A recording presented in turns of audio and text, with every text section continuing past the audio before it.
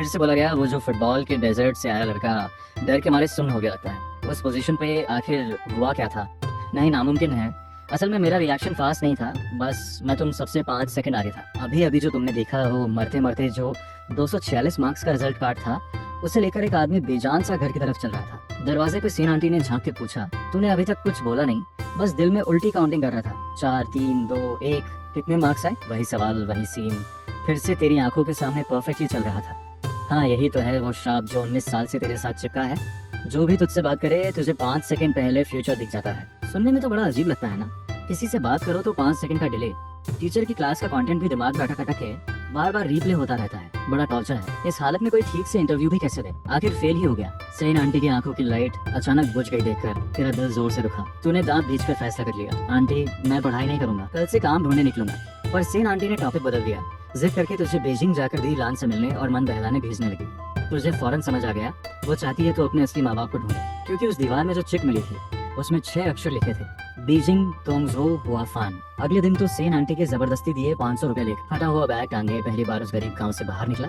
पर रियलिटी का थप्पड़ बड़ा तेज और तीखा लगा। ट्रेन से उतरते ही उस भीड़ भाड़ वाले शहर ने ही सबक सिखा दिया। वो फटा बैग न जाने कब कट गया, जिसमें बचत के पैसे और किताबें थी, सब गायब हो गया। तू अकेला खड़ा रह गया बीजिंग वेस्ट स्टेशन पे, बिना पैसे, बिना किसी अपने के। एक बहुत बड़ा हेल्पलेस एहसास तुझे निकल गया, पर इसने तुझे गिराया नहीं। तूने दिल खड़ा करके सोचा, पैसे के लिए राइड लूंगा क्या? नहीं, पैदल ही बीजिंग इंस्टीट्यूट ऑफ टेक्नोलॉजी तक जाऊंगा। तो रास्ते में एक और मुसीबत बढ़ गई। तू हिम्मत करके किसी से रास्ता पूछता, पर उनके मुंह खोलने से पहले ही तो गुस्से में मुड़ के चल देता। लोग तुझे पागल बोलकर गाली देते, पर सिर्फ तुझे पता था वो डैम 5 सेकंड का पहले से पता चलना, तुझे उनका जवाब पहले ही सुनाई दे जाता था। कई बार गोल गोल घूमने के बाद आधी रात को थका हारा शरीर घसीटते हुए तो आखिरकार बीजिंग इंस्टीट्यूट ऑफ टेक्नोलॉजी के गेट तक पहुंचा। तो इतना थका और भूखा था कि उंगली उठाने की भी हिम्मत नहीं थी। बस रास्ते के किनारे बैठकर हाँफ रहा था। तभी एक शराबी फॉरेनर ब्रेड खाते हुए वहां से गुजरा। तो उसका फोन लेकर दीदी को कॉल करने की सोच रहा था, पर मुंह खोलने से पहले ही पेट बेशर्मी से बोल पड़ा। वो फॉरेनर तेरी हालत देखकर हंस पड़ा और हाथ से ब्रेड तेरी तरफ फेंक दी। ये फेंकना बड़ा तेज और अजीब कोण से था। डिस्टेंस भी काफी थी, किसी को भी रिएक्ट करने का टाइम नहीं मिलता। पर तेरी आंखों में कोई हलचल नहीं थी, क्योंकि 5 सेकंड पहले ही तूने पूरी मूव देख ली थी। तो बस शांति से बायां हाथ उठाकर बिना देखे ही ब्रेड को स्टडी पकड़ लिया। वो मूव इतना स्मूथ और स्टाइलिश था कि वो शराब का नशा भी आधा उतर गया। उसकी प्रोफेशनल इंस्टिंक्ट जोर से चिल्लाई, इतनी कम डिस्टेंस में ऐसा रिएक्शन, ये तो बना बनाया गेटकीपर है। और तूने इतना सोचा भी नहीं। भूख से बेहाल तू ब्रेड पर टूट पड़ा। खा के फिर काम की बात याद आई। शुक्र है वो अजीब फॉरेनर अभी वहीं था। तूने हिम्मत करके अपनी टूटी फूटी इंग्लिश में पूछा, तू किसे पिक करने आया है? वो फॉरेनर को अचानक जैसे झटका लगा, फिर उसने अपना फोन सीधे ऊपर उछाल दिया, तेज और मीठे अंदाज में। वो गिरने ही वाला था। तेरे दिल में 1000 घोड़े दौड़ पड़े, पर शरीर ने फिर इंस्टिंक्ट से पकड़ लिया। ये सब तूने सुन लिया। पूरा मूव एकदम स्मूथ और तेज था। ये देखकर विलियम हैरान रह गया। एक प्रोफेशनल होने के नाते उसके दिमाग में तुरंत एक डेटा फ्लैश हुआ। स्पीड 90 किलोमीटर पर आवर, बिना किसी वार्निंग के, वो भी एक ट्रिकी एंगल पर। और तूने खड़े होने से लेकर इंटरसेप्ट करने तक कुल जमा 0.1 सेकंड से भी कम लिया। ये क्या है भाई? इसका मतलब तेरा रिएक्शन स्पीड लगभग 0 डिले है। विलियम को तो लगा शराब का असर है। ये इंसान करने वाला काम ही नहीं है। तुझे क्या पता उस फॉरेनर के दिमाग में तब क्या क्या चल रहा था? दीदी रोलान से फोन पर डांट खाने के बाद विलियम ने कांपते हुए फोन लौटा दिया। इस पल विलियम की आंखों से नशा पूरी तरह उतर चुका था। उसे पूरा यकीन हो गया कि उसे कोई असली हीरा मिल गया है। अब छुट्टियां क्या मनाएगा? ये तो गॉड ने फ्यूचर के फुटबॉल किंग को खुद उसके हाथ में सौंप दिया है। वो एक्साइटेड होकर हाथ पैर हिलाते हुए बोलने लगा, फुटबॉल, हैंड, टैलेंट, कॉन्ट्रैक्ट, और तुझे कुछ समझ ही नहीं आया। बस मुस्कुरा के सिर हिलाता रहा। दोनों देर तक अजीब भाषा में बात करते रहे। आखिर दीदी रोलान वहां पहुंची तब बात खत्म हुई। जाते जाते विलियम ने जबरदस्ती एक कार्ड तेरे हाथ में थमाया और कहा, जरूर कॉन्टैक्ट करना। उस रात दी तुझे अपनी फ्रेंड फार्म रो के घर ले गई। अंदर घुसते ही एक अच्छी सी खुशबू नाक में घुस गई। सिर उठाया तो एक बहुत खूबसूरत लड़की सामने खड़ी थी, आंखों में हल्का सा नशा लिया। तेरा दिल एक धड़कन छोड़ गया। इतनी उम्र में पहली बार किसी लड़की के इतने पास खड़ा था, वो भी जैसे कोई परी हो। तो कुछ बेवकूफी करने ही वाला था कि उसकी नजर में हल्की सी नाराजगी दिखी। तूने मन ही मन कहा, कोई गलत हरकत मत करना, और खुद को संभाल लिया। पर तभी अचानक रोलान उस पर चिल्ला पड़ी, तू परी है क्या? इतने ढीले कपड़े पहनकर मरने का शौक है क्या? उस रात तू एक अजनबी बिस्तर पर लेटा, हाथ में विलियम का कार्ड कस के पकड़े, एक्साइटमेंट से थर थर कांप रहा था। क्या मैं सच में एक टैलेंट हूँ? इस ख्याल ने तुझे इतना एक्साइटेड कर दिया कि नींद ही नहीं आई। 19 साल में पहली बार किसी ने तुझे इतना सपोर्ट किया था। अगले दिन सुबह सुबह तो किचन से आती हंसी की आवाज से उठा, बाहर निकला तो एक अजीब सीन देखा। दीदी रोलान फान रो को किचन में जगा रही थी और फान रो हंस हंस कर लोटपोट हो रही थी। 5 सेकंड पहले ही तुझे ये सीन दिख गया था। दिमाग सुन्न हो गया। तूने सोचा मुझे यहाँ से शिफ्ट होना ही पड़ेगा, वरना कोई मर जाएगा। तेरा दिल जोर से धड़का। ब्रेकफास्ट टेबल पर तू बस सिर झुकाए खाना खा रहा था। फान रो की तरफ देखने की हिम्मत नहीं थी। तूने फैसला किया उस विलियम को ढूंढना ही होगा। शायद यही मेरी किस्मत बदलने का इकलौता मौका है। असल में तू बचपन से ही 5 सेकंड के बाद का फ्यूचर देख सकता था, पर ये कोई टैलेंट नहीं, एक तरह की सजा थी। बार बार अटकती हुई इमेजेस, जिनसे बचने के लिए तू बस सोना चाहता। तो जब दीदी रोलान ने तुझसे सवाल पर सवाल पूछे तू ठीक से एक्सप्लेन नहीं कर पाया। तूने मुंह में खाना भरे भरे धीमे से जवाब दिया। वो गेटकीपर काम किस लिए, इतना सुनते ही रोलान और परेशान हो गई। पता नहीं कहाँ से आया विदेशी, अगर ह्यूमन ट्रैफिकिंग वाला निकला तो। तभी फांग रो ने धीरे से कहा। उसने विलियम का कार्ड लेकर फोन में सर्च किया। जो रिजल्ट आया उसने रोलान को हैरान कर दिया। वर्डर ब्रेमेन, जर्मन बुंडेसलीगा का 100 साल पुराना बड़ा क्लब। अब रोलान थोड़ी शांत हुई। बड़ी मुश्किल से एक बार मिलने की परमिशन दी। दूसरी तरफ चिंता में डूबा विलियम आखिरकार तेरा कॉल रिसीव कर पाया। वो इतना एक्साइटेड था कि तुरंत अगले दिन का ट्रायल टाइम फिक्स कर दिया। वो चाहता था बाकी स्काउट्स के देखने से पहले ही खुद ये तेरी जीनियस प्रतिभा वेरीफाई कर ले। अगले दिन सुबह बीजिंग इंस्टीट्यूट ऑफ टेक्नोलॉजी के फुटबॉल ग्राउंड पर तू जीन्स और शर्ट पहने खड़ा था। पूरी तरह आर्मर पहने विलियम के सामने तो बड़ा आउट ऑफ प्लेस लग रहा था। विलियम तेरा ये आउटफिट देखकर आधा निराश हो गया। उसने बेवकूफ समझते हुए पूछा, तेरे ग्लव्स कहाँ हैं? गेटकीपर ग्लव्स नहीं पहनते क्या? दीदी रोलान का चेहरा ब्लैक पड़ गया। उसे नहीं पता था कि गेटकीपर भी ग्लव्स पहनते हैं। विलियम, तुम दोनों फुटबॉल इग्नोरेंट भाई बहन को देखकर पूरी तरह स्पीचलेस हो गया। पर ट्रायल तो चलना ही था। तू बड़े गोल के सामने खड़ा हुआ, दिल में थोड़ा डर था। मुझे बस बॉल अंदर जाने से रोकना है ना। रोलान का हाँ में सिर हिला देख तूने थोड़ा रिलैक्स महसूस किया। ये तो सिंपल है। तभी विलियम ने गहरी सांस ली, 2 कदम की रनअप लेकर जोरदार शॉट मारा। एक पावरफुल दमदार किक। 100 किलोमीटर से ज्यादा की स्पीड से बॉल सीधा गोल के कॉर्नर की तरफ गई। उसे उम्मीद ही नहीं थी कि तू इसे रोक पाएगा। बस चाहता था तो सही डायरेक्शन में मूव करे। पर अगले सेकंड विलियम की आंखें फट गई। उसकी किक की गई बॉल तूने पूरी तरह रोक ली। पर तुझे यकीन नहीं हो रहा था। बॉल पकड़ ली पर हाथों में एक तेज दर्द उठा। 5 सेकंड का ये पहले से पता चलना सिर्फ सीन दिखाता है, बॉल का एक्चुअल फोर्स महसूस नहीं होता। तो सिर्फ पेट से जोर लगाकर उस इम्पैक्ट को झेल पाया। हाथ नहीं छूटा पर दिल में जानता था अगली बार इतना अनाड़ी नहीं रहूंगा। ये कैसे हो सकता है? विलियम पूरी तरह हैरान था। उसने साफ देखा था तो उसके किक मारने से पहले ही मूव करना शुरू कर चुका था। ये कोई ऑर्डिनरी ब्लॉक नहीं था। ये तो लगभग चलकर जाकर पकड़ने जैसा था। ये डेफिनेटली लक नहीं, ये तो एक टॉप लेवल एंटिसिपेशन है। विलियम बेसब्री से बॉल वापस मारने लगा। फिर से ट्राई करना चाहता था। इस बार उसने तेरे तैयार होने का इंतजार नहीं किया, सीधे एक ट्रिकी शॉट मार दिया। बॉल फिर कॉर्नर की तरफ गई पर तू सावधान था। अपना असली प्रेडिक्टिव टैलेंट छिपाना जरूरी है। तूने जानबूझकर थोड़ा टाइम लिया। उसके किक मारते ही आगे कूदकर बॉल को टिप कर दिया। तेरा टैलेंट एक असली लेजेंड गोलकीपर पैदा करने वाला था। विलियम एक्साइटमेंट से पागल होते हुए पूरे 10 पेनल्टी शॉट्स झेल गया पर उसने देखा 10 में से 9 तूने बचा लिए। विलियम एक्साइटमेंट से नम हो चुका था। फुटबॉल हिस्ट्री में ऐसा गोलकीपर कभी हुआ है क्या?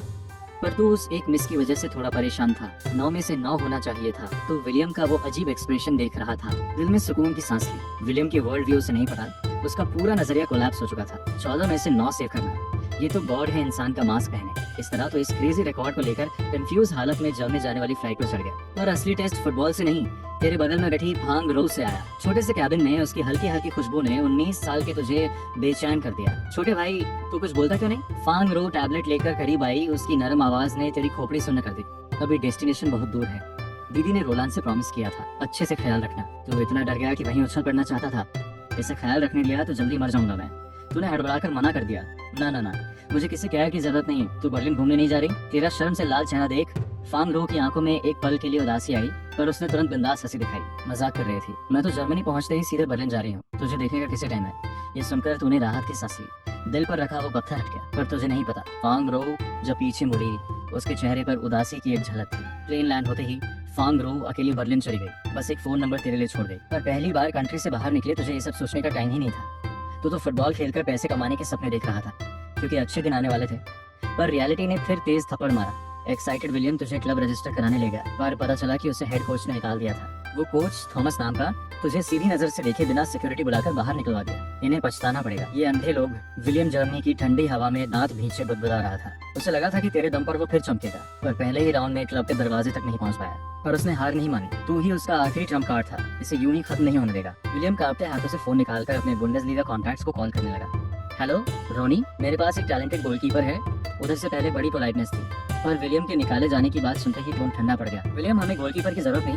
अगली बार हैम्बर्ग आना तो मिलते हैं। कॉल डिस्कनेक्ट हो गया। विलियम गुस्से से कांप रहा था पर हार नहीं मानी। उसने अगला नंबर डायल किया पर कोशिशों के बावजूद हर तरफ से बस साफ इनकार मिला। किसी को एक निकाले हुए स्काउट पर यकीन नहीं और उससे भी ज्यादा किसी को फुटबॉल डेजर्ट से आए 19 साल के जीनियस पर भरोसा नहीं। विलियम ने 10-12 कॉल्स लगाए पर हर बार उसका चेहरा और ब्लैक पड़ता गया। कोई भी क्लब एक वीडियो कॉल तक देने को तैयार नहीं था। उसका उदास चेहरा देखकर तूने पूछ लिया, कोई प्रॉब्लम है क्या? विलियम ने अचानक सिर उठाया।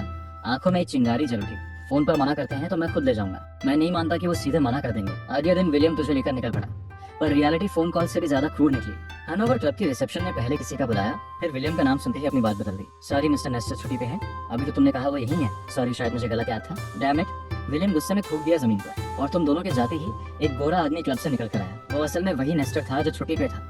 तुम दोनों की जाती हुई कार को देख उसके होठों पे हल्की सी हंसी थी। ऐसी गार्बेज टीम कैसा जीनियस भला होगा, बड़ा मजाक है। इस तरह 2 महीने में तुम दोनों ने बुंडेसलीगा के सारे क्लब्स घूम लिए, पर 1 मिनट का ट्रायल भी नहीं मिला। फिर 2 और महीने बीते, तुम पूरे जर्मनी के क्लब्स घूम आए, पर वही रिजल्ट। कहीं विलियम की बुरी रेपुटेशन, कहीं तो चीना से आया इसलिए। पूरे 4 महीने ताकतवर जर्मनी में तेरे लिए कोई जगह नहीं थी। विलियम का गुस्सा बढ़ता जा रहा था और तेरे अंदर की आग थी। एक दिन तुम दोनों चुपचाप सोफा पर बैठकर टीवी पर बुंडेसलीगा मैच देख रहे थे। विलियम ने पहले चुप्पी तोड़ी।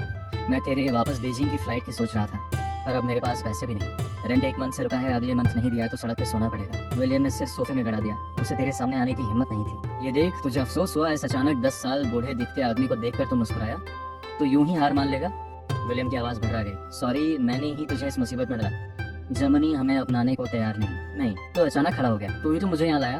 तूने ही मुझे असली फुटबॉल क्या होता है सिखाया। तूने ही एक पैसा लिए बिना मेरे लिए इतनी दौड़ धूप की। पैसे कम है तो दोनों मिलकर जुटाएंगे। जर्मनी ने अगर हमें नहीं अपनाया तो कोई बात नहीं, मुझे यकीन है इतने सारे क्लब्स में से एक तो असली होगा। तूने अपना दायां हाथ बढ़ाया, आंखों में सच्चाई थी। हम दोनों फिर से शुरुआत करते हैं। इस पल 19 साल का तू 40 साल के विलियम का सहारा बन गया। दोनों ने एक दूसरे को देखा। ये उस निराशा में जलती आखिरी उम्मीद की चिंगारी थी। उस दिन से नजदीक में सिर्फ एक चीप मैगजीन बेचता जर्मन अंकल और एक चाइनीज किचन में बर्तन धोता लड़का थे। जब तुम दोनों कुछ यूरो के लिए कमर झुकाए फिर रहे थे, तभी एक लग्जरी कार चुपचाप रेस्टोरेंट के बाहर आकर रुकी। विंडो धीरे से नीचे हुई। एक जानी पहचानी सूरत दिखी। वो फार्म रो थी। पता चला ये पगली म्यूनिख में स्टडी के लिए आई एक अमीर घर की लड़की थी। तुम्हें ऑयल से सने बदहाल हालत में देखकर फार्म रो की आंखें भर आईं। बिना कुछ बोले उसने एक बैंक कार्ड निकालकर तेरी तरफ बढ़ाई। पर ये जान बचाने वाला पैसा ही आपका शोला बन गया। ले जाइए, मुझे इसकी जरूरत नहीं। उस कार्ड को देखकर जो तेरी पूरी जिंदगी बदल सकती थी, तूने बिना जरा भी सोचे उसे वापस धकेल दिया। फांग रो वहीं ठिठक गई। उसे यकीन नहीं हो रहा था रेंट तक न भर सकने वाला डिशवॉशर भी इतना जिद कर सकता है। ये जान बचाने वाला पैसा टुकराने में सच में कुत्ते की तरह अच्छाई की कदर नहीं जानता। ये गुस्से भरी बात कहकर वो हाई हील्स पर पैर रखकर चली गई। पीछे मुड़कर भी नहीं देखा। दिन ऐसे ही बीते रहे। तो उम्मीद करता, फिर निराश होता, कभी कभी पूरी तरह हताश भी हो जाता।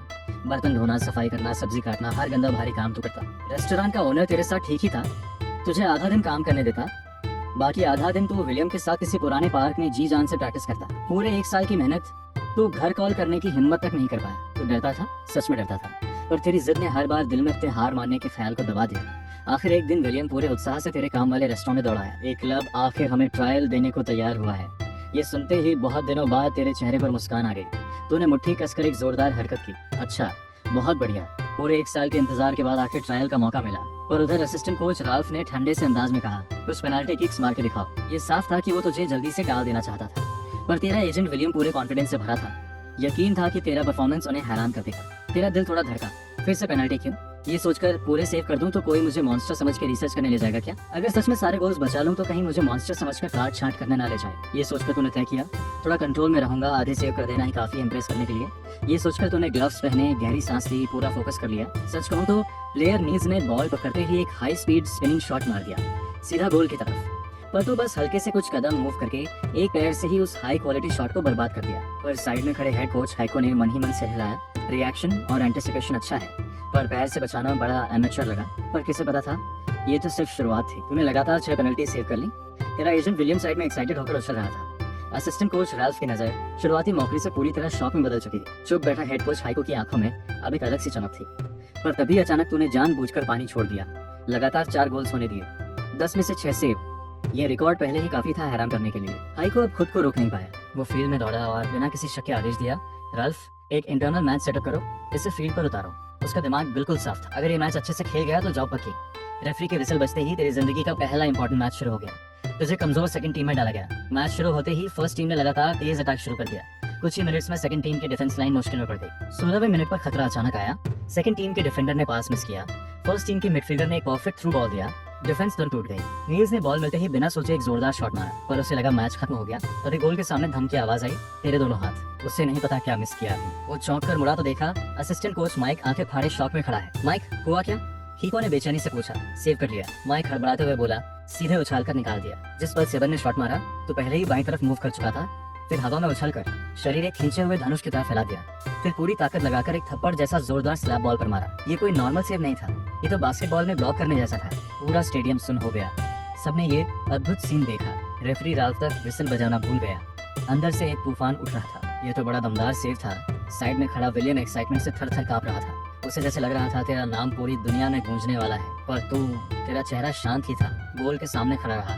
दूसरे अटैक में स्कोर फिर भी 0-0 रहा। फर्स्ट टीम सेकंड टीम का गोल नहीं तोड़ पाया, पर हेड कोच हाइको के चेहरे पर जरा भी अफसोस नहीं था। उल्टा वो अजीब सा उत्साहित था। उसने सभी प्लेयर्स को इकट्ठा किया और एक अजीब सा ऑर्डर दिया। फर्स्ट टीम पूरी ताकत लगाओ, सेकंड टीम पूरी तरह पानी छोड़ो। सेकंड हाफ शुरू होते ही तूने महसूस किया फर्स्ट टीम प्लेयर्स जैसे नशे में हो, गोल पर लगातार तेज शॉट्स मार रहे थे। तेरी सेकंड टीम तो जैसे कोई भी डिफेंस नहीं थी, अजीब अजीब मिस्टेक्स, आसान से गोल गिफ्ट करते हुए। पूरा ग्राउंड तेरा सोलो शो बन गया। ये अब तक 15वां कॉर्नर था। तू उड़कर सेव करते हुए दिल में काउंट कर रहा था। फिर एक और नामुमकिन डेथ एंगल शॉट, तू थोड़ा थककर फिर हवा में उछला। एक स्लैप, वो एक्साइटमेंट से इधर उधर टहलता बदलाता रहा। ये तो चैंपियंस लीग लेवल का है। फर्स्ट टीम के फॉरवर्ड्स तेरे सेव से सेल्फ डाउट में डूब चुके थे। नील्स और सेवन जैसे टॉप शूटर्स की आंखों में कॉन्फिडेंस की कमी साफ दिख रही थी। तूने अकेले ही जना की पूरी फ्रंट लाइन तबाह कर दी। फिर एक और फास्ट अटैक में नील्स को बॉक्स के अंदर सुनहरा मौका मिला, पर उसकी नजर तेरी ठंडी आंखों से मिलते ही दिल एक धक्का सा खा गया। शॉट मारने की हिम्मत भी नहीं हुई। उसने बॉल सेवन को पास कर दिया। सेवन ने बॉल पकड़ी, वो भी थोड़ा कंफ्यूज हुआ। उसने गोल की तरफ देखा, फिर उसने बॉल बियॉन्ड को पास कर दी। बियॉन्ड को बॉल मिलते ही गुस्सा आ गया। ये दोनों नकारे इतना अच्छा चांस खो गए। आज पहले ही उसमें करीब 10 लॉन्ग शॉट्स मारे थे और सब तूने आराम से रोक दिए। कोई थ्रेट ही नहीं बना पाया। पर कोच के टैक्टिक्स के मुताबिक उसे लंबी शॉट्स ही मारनी थी। वो बड़ा निराश हो चुका था, पर बियॉन्ड इतना बेवकूफ नहीं था। एक क्रॉस पास से बॉल पेनल्टी बॉक्स के बाहर घुमाई और फिर से नील्स के पास पहुंचा दी। ठंडी नजर से फिर उसे देखते हुए नील्स के शरीर में झुरझुरी दौड़ गई। इस गर्मी के दिन में भी उसे ठंडक महसूस हुई। तुम लोग भी हद करते हो, जिसे करे मन की बात सुन ली हो। नील्स ने दांत भींचकर एक जोरदार शॉट फिर बॉल की तरफ मार दिया, पर वो भी तेरी पकड़ से बच नहीं पाई। रेफरी की हाफ टाइम विसल बज गई। 0-0 से मैच खत्म। सब प्लेयर्स आकर स्टैट्स देखने लगे। अगले सेकंड सबकी आंखें फटी रह गई। 54 शॉट्स, 33 ऑन टारगेट, पोजेशन 80%। तूने अकेले ही पूरे ग्राउंड को अपने कब्जे में ले लिया था। खींचे हुए प्लेयर्स को राहत मिली। इससे ज्यादा खेले तो सच में सब सेल्फ डाउट में चले जाएंगे। नील सबसे पहले तेरे पास दौड़ आया, बड़ी स्माइल के साथ थम्स अप देते हुए बोला, भाई कमाल कर दिया। अब उसने तुझे पूरी तरह अपना मान लिया था। हाँ, तू आखिर फर्स्ट टीम में सिलेक्टेड हो गया। सोचकर कि आगे ओपोनेंट्स को तुझ जैसे मॉन्स्टर का सामना करना पड़ेगा, उसे बहुत मजा आया। हाई को अंधा नहीं था। मैच खत्म होते ही उसने जल्दी से तुझे और विलियम को ऑफिस में बुलाया। थोड़ी देर में कॉन्ट्रैक्ट टेबल पर आ गया, पर विलियम ने कॉन्ट्रैक्ट देते ही गुस्सा हो गया। वीकली 6000 यूरो, अपीयरेंस फी 400। इतने में तो हमारा हुफन का एक पैर भी नहीं खरीद सकते। हाइको ने संयम से समझाया, ये आफ्टर टैक्स है। ये क्लब का हाईएस्ट पेड स्टार है, हम तो एक छोटा क्लब है। विलियम की चुप्पी देख उसने एक और बात जोड़ी, भाई मैं तुम्हें पूरा स्टेज दूंगा, तुम्हें अभी बस यही चांस चाहिए ना। विलियम अचानक शांत पड़ गया। मानना पड़ा कि बात सही थी, पर तेरे मन में कुछ अलग ही चल रहा था। एक मंथ पहले ही तो डिश वॉशर था, महीने भर की मेहनत के 500 यूरो मिलते थे। अब एक हफ्ते की सैलरी उससे 4000 से भी ज्यादा थी। एक मंथ में 16 लाख। तू जल्द ही महीने के 16 लाख कमाने वाला था, पर तूने चेहरे पर कुछ जाहिर नहीं होने दिया। पूरा फैसला विलियम पर छोड़ दिया। विलियम तू ही डिसाइड कर, मैं तेरी बात मानूंगा। अगले दिन विलियम तुझे लेकर खुशी खुशी कॉन्ट्रैक्ट साइन करवाने पहुंचा। हाइको एक्साइटमेंट से कई साल पुरानी वाइन खोलकर सेलिब्रेट करने लगा। सिर्फ 1 साल का कॉन्ट्रैक्ट था, और उसे यकीन था तेरे साथ 1 साल में प्रमोशन पक्की है। जल्द ही तू और विलियम जना शिफ्ट हो गए। तू प्लेयर्स हॉस्टल में रहने लगा। विलियम को स्काउट बनाकर पूरे जर्मनी में बिजनेस के लिए भेज दिया गया। तेरे टीम ज्वाइन करने से एक दिन पहले तूने आखिर हिम्मत करके दीदी रोलान को कॉल किया। कॉल उठते ही उधर से चिल्लाने की आवाज आई। तुझे भी याद आई मुझे कॉल करने की? तुझे पता भी है मैं और माँ कितने परेशान थे। दीदी ने खूब डांट लगाई। तो सुनते हुए मन ही मन थोड़ा गुस्सा हुआ। इतने महीनों तक कांटेक्ट न करना उस स्टूपिड सेल्फ रिस्पेक्ट की वजह से था। रोलान ने आह भरी, आवाज नरम पड़ गई। अगर पैसे नहीं कमा पा रहा तो वापस आ जा, घर में मैं हूं ना, कोई शर्म की बात नहीं। तूने बीच में टोका, दीदी मैं वापस नहीं आ रहा, मुझे टीम मिल गई है। उसे विश्वास नहीं हुआ, फौरन पूछने लगी, मुझे फिक्स सैलरी मिल गई है, वीकली 6000 नहीं, तूने जल्दी सुधारा 4000 ही से। ठीक है, फिर भी वापस आना सही रहेगा। रोलान अब भी समझाने की कोशिश करे। तूने गहरी सांस लेकर सीधे बता दिया, वो भी वीकली है। फोन के उस पार कुछ सेकंड्स के लिए मौत जैसी खामोशी छा गई। कुछ सेकंड बाद रोलान की कांपती आवाज आई, सच में? हाँ दीदी सच में। अब तुझे काम करने की जरूरत नहीं, माँ को भी मेहनत नहीं करनी पड़ेगी। अब मेरी बारी है तुम दोनों की देखभाल करने की। आज से मैं इस घर का सहारा बन गया। फैमिली से खुशी शेयर करने के बाद तूने पहली बार दिल से महसूस किया, फुटबॉल खेलना सच में अच्छा है। अगले दिन तू ठीक टाइम पर ट्रेनिंग ग्राउंड पर पहुंचा। हाइको ने सभी प्लेयर्स को इकट्ठा किया, बड़े गर्व से इंट्रोड्यूस किया। आज से ये जादुई चाइनीज लड़का हमारा नया टीम मेंबर है।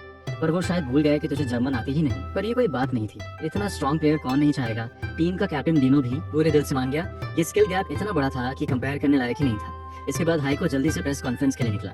रिपोर्टर्स ने आधे अधूरे मोड में पूछा, सुना है जना ने एक नया प्लेयर साइन किया है। हाइको ने सिर हिलाया, हाँ उसका नाम हॉफन है, चाइना से। एक जॉन नाम के जर्नलिस्ट ने चौंकर पूछा, वही जिसे ब्रेमन से निकाला था? वो फ्रॉड जिसे विलियम लाया था, वो विलियम ने नहीं, मैंने साइन किया। हाइको ने सुधारा। फिर उसने अफसोस भरे अंदाज में कहा, मुझे ब्रेमन के लिए दुख है, उन्होंने एक टॉप स्काउट को भी जाने दिया और एक जीनियस प्लेयर को भी। ये सुनते ही सारे रिपोर्टर्स चौंक गए, आंखों में चमक आ गई। हाइको आप सीधे ब्रेमन को चैलेंज कर रहे हैं?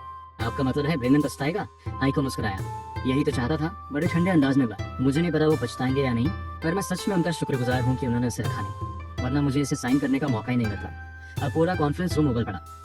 रिपोर्टर्स के सवाल एक के बाद एक आने लगे। वो चाइनीज लड़का सच में एक जीनियस है?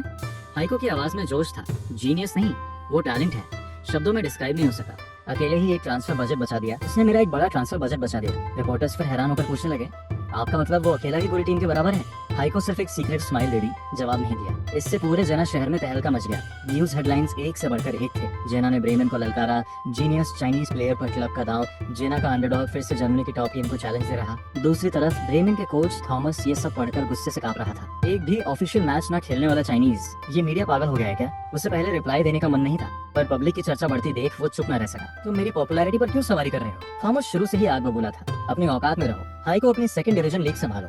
फिर तेरा जिक्र करते हुए और भी बेइज्जत हंसा। चाइनीज कुंग-फू सच में बड़ी अमेजिंग है, पर वो सिर्फ मूवीज में होती है। वाफान, एक फुटबॉल डेजर्ट से आया प्लेयर। हाँ, ये सीधी नस्लभेदी बात पूरे मामले को उबाल पर ले आई। रातों रात हर न्यूज़पेपर का हेडलाइन तेरे नाम था। पूरा जर्मन फुटबॉल जगत तेरे नाम पर लड़ने लगा। ये चर्चा जितनी जल्दी आई, उतनी ही तेजी से फेड भी हो जानी थी। पर जेना क्लब की कमाई पूरी तरह बह गई। चेयरमैन रीना हाइको के इस ब्रिलियंट मूव से बहुत खुश हुआ और तुरंत उसकी सैलरी बढ़ा दी। क्लब की ऑफिशियल वेबसाइट के फॉलोअर्स 3000 बढ़ गए। टिकट सेल्स में 1000 और जुड़ गए। स्पॉन्सर्स ने अपनी फंडिंग सीधे 20% बढ़ा दी। तो इस पूरे तूफान का सेंटर बाहर हो रही इस सारी बात से पूरी तरह अनजान था। बस स्टैंड्स में लोगों को अपनी तरफ इशारे करते देखकर। पर तुझे नहीं पता था कि कोच हाइको गुपचुप तरीके से तुझे बचा रहा था। उसे पहले से पता था तेरी सबसे बड़ी कमजोरी फिजिकल स्ट्रेंथ कम है, इसलिए तूने अभी तक एक भी इंटरनल मैच नहीं खेला। बस फिटनेस कोच के साथ प्रैक्टिस पर प्रैक्टिस करता रहा। इस बीच एक वांग के नाम का यंग लड़का दौड़ता हुआ तेरे पास आया। वो क्लब का दिया ट्रांसलेटर था। उसने आते ही एक बड़ी न्यूज दी। वांग चेन न्यूज़पेपर लिए हुए दौड़ता हुआ आया। चेहरे पे एक्साइटमेंट था, पर तूने आईलेट तक ऊपर नहीं की। सीधे कहा, मुझे जर्मन समझ आती है क्या? वांग चेन को होश है। उसने पूरा न्यूज़पेपर ट्रांसलेट करके सुना। पता चला पूरा जर्मनी का मीडिया तेरी तारीफ में लगा था, पर तू पूरी तरह शांत रहा। तुझे पता था लीग शुरू होने में अभी आधा मंथ बाकी है। अभी तेरी प्रायोरिटी बस फिटनेस पर काम करना था। तूने अपने अंदर की उत्तेजना दबाकर जेना में क्रेजी ट्रेनिंग में डूब गया। पर तूने सोचा भी नहीं था कि तेरी अनुपस्थिति में टीम के साथ बड़ा हादसा हो गया। जेना फिर हार गई, वो भी लगातार तीसरी हार। स्ट्रॉन्ग टीम से हारना समझ आता है, पर सेमी प्रोफेशनल टीम से भी हार गए। यहाँ तक कि एनआर एनबर्ग से भी बुरी तरह हारे। मैच के बाद लॉकर रूम में कोच हाइको प्लेयर्स को देखता रहा। लेटे लेटे भी जीतोगे? ये बात सुनते ही सबके दिल में एक चुभन हुई। बिल्कुल सही, प्लेयर्स का माइंडसेट यही था। हमारे पास तो वो हमेशा से गोलकीपर है, इतनी मेहनत करने की क्या जरूरत? उनके चेहरे पढ़कर हाइको ने ठंडी हंसी दी। तुम लोग सोचते हो ये आसान है? वाफन मैच बदल सकता है, ये सच है, पर तुम लोगों को क्या लगता है वो हमेशा रहेगा? हर मैच में उसे इंजरी से बचा पाओगे, उसकी फिटनेस हमेशा काम आएगी। फिर हाइको ने एक बड़ी बात कही, उसकी फिटनेस लगातार 2 मैचेस खेलने के लायक नहीं है। ये बात सुनते ही जेना टीम पूरी तरह सोच में पड़ गई। अरे हाँ, अगर वफान इंजर्ड हो गया तो क्या सच में हमेशा एक ही गोलकीपर के भरोसे रहेंगे? टीम आखिर होश में आई, पर बाहर मीडिया को सोचने का टाइम ही नहीं दे रही थी। जेना फिर हार गई। वो जिस चाइनीज प्लेयर को इतना ऊंचा बताया गया वो तो बस एक सब्स्टिट्यूट निकला। हाइको सिर्फ एक ब्लफ था। चारों तरफ मौके फैल गई। जितना पहले तुझे ऊपर उठाया, उतना ही अब जेना को नीचे गिराया। तेरा राइवल थॉमस तो खुशी से उछल पड़ा। उसने तुरंत एक प्रेस कॉन्फ्रेंस बुलाई। जेना सेमी प्रोफेशनल टीम से हार गई। इन्हें प्रोफेशनल क्लब कहलाने का हक भी नहीं। ये सब बुरी तरह ह्यूमिलिएट करते हुए बात। हाइको तो सिर्फ बातों का हीरो है, और वो चाइनीज लड़का हाइको ने उसे फील्ड में उतारने की हिम्मत भी नहीं की। शायद खुद जानता है वो फेक है। थॉमस ने कैमरा के सामने पूरा मजाक बना दिया। अरे हाँ, वो चाइनीज गोलकीपर का नाम क्या था? भूल ही गया। पूरे जर्मनी का मीडिया पूरी तरह उग्र हो चुका था। जेना के सबसे लॉयल फैंस भी डाउट करने लगे। इसी बीच चेयरमैन रेना हाइको से बात कर चुका था। अगर लीग में और नुकसान हुआ तो नतीजा तुझे पता है। अंदर की दबाव और बाहर की मौकरी ने हाइको को क्लिफ के किनारे ला दिया था। अगर लीग में फिर प्रॉब्लम हुई, उसे तुरंत निकाल दिया जाएगा, और तू ही उसका आखिरी सहारा था। शायद कोई मिरेकल हुआ, आखिरी फ्रेंडली मैच जेना ने जीत ली। आखिर जर्मन लीग का फर्स्ट राउंड शुरू हुआ। जेना होम ग्राउंड पर विंटर्सहाउसन से खेल रहा था।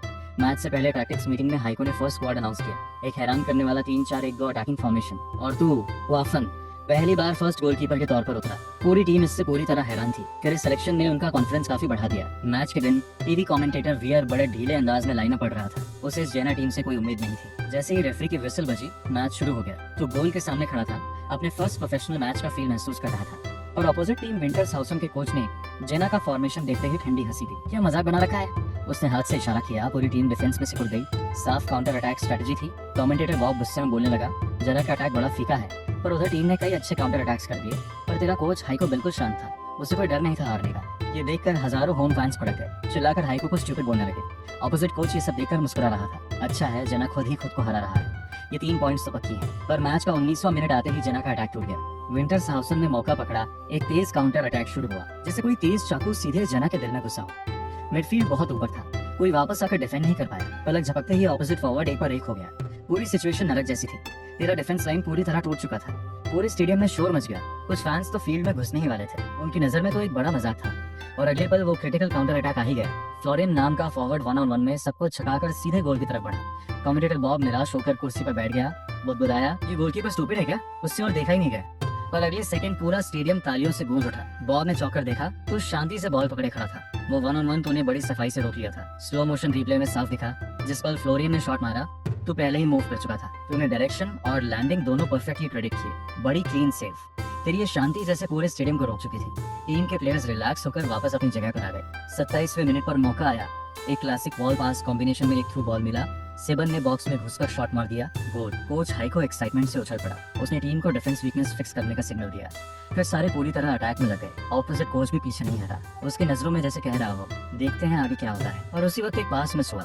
फिर वही फ्लोरियन स्पीड से फिर डिफेंस तोड़ते हुए एक और 1-on-1 बना डाला। इस बार उसकी आंखों में रिवेंज की आग थी। वो मानने को तैयार नहीं था कि पिछली बार सिर्फ लक थी। इस बार उसने पूरी ताकत लगाई। बॉल पेनल्टी स्पॉट से एक बुलेट की तरह गोल की तरफ उड़ी। फ्लोरियन को लगने लगा जीत नजदीक है, पर बॉल गोल लाइन से 10 सेंटीमीटर दूर रह गई। तेरे दोनों हाथ अचानक सामने आए। धड़ाम की आवाज के साथ तूने बॉल बुरी तरह बाहर की तरफ फेंक दी। पूरा स्टेडियम फिर तेरे लिए जोर से चिल्लाया। ऑपोजिट टीम ने कॉर्नर किक लिया, हाई जंप करके हेडर किया, पर इंटरसेप्शन हो गया, बॉल सेफ। उसके बाद विंटर्सहाउसन का हर काउंटर अटैक बुरी तरह फेल हुआ। तेरे सामने आते ही सब बेकार हो गए। ऑपोजिट गोलकीपर भी जैसे तुझसे इंस्पायर हो गया। वो भी और बेहतर खेलेगा। कई खतरनाक शॉट्स रोक दिए। फर्स्ट हाफ खत्म हुआ। एक 0 स्कोर के साथ लीड लेकर टनल की तरफ गए। कोच हाई को खुशी से नाचने लगा। सेकंड हाफ में टैक्टिक्स वही रहेंगे। अटैक जारी रखो, उन्हें कुचल दो। पूरी टीम का जोश चढ़ गया। दिमाग में सिर्फ अटैक ही अटैक था और तुझे बस आखिरी डिफेंस लाइन संभालना था। सेकंड हाफ शुरू हुआ। 65वें मिनट पर एक शानदार लॉन्ग रेंज शॉट ने फिर से ओपोनेंट का गोल खोल दिया। 2-0। कमेंटेटर बॉब गाना गाने लगा। पूरा स्टेडियम जल उठा। गीत हवा में गूंज उठे। ये सब सालों बाद देखा था। जन आज पूरी तरह पागल हो चुका था, पर इस बेतहाशा अटैक की कीमत डिफेंस की कमजोरी बनकर सामने आई। ऑपोजिट टीम का काउंटर, पर उससे क्या फर्क पड़ता क्योंकि तू था। 79वें मिनट पर तूने ओपोनेंट डच फॉरवर्ड का ग्राउंड शॉट उड़ा दिया। 83वें मिनट पर तूने आसानी से ओपोनेंट सेंटर बैक का हेडर पकड़ लिया। 89वें मिनट पर फाउल हुआ, पेनाल्टी मिली, तूने बिना सोचे उसे भी रोक दिया। इंजरी टाइम में ओपोनेंट दोनों फॉरवर्ड्स ने बड़ी स्मार्ट कॉम्बिनेशन बनाई।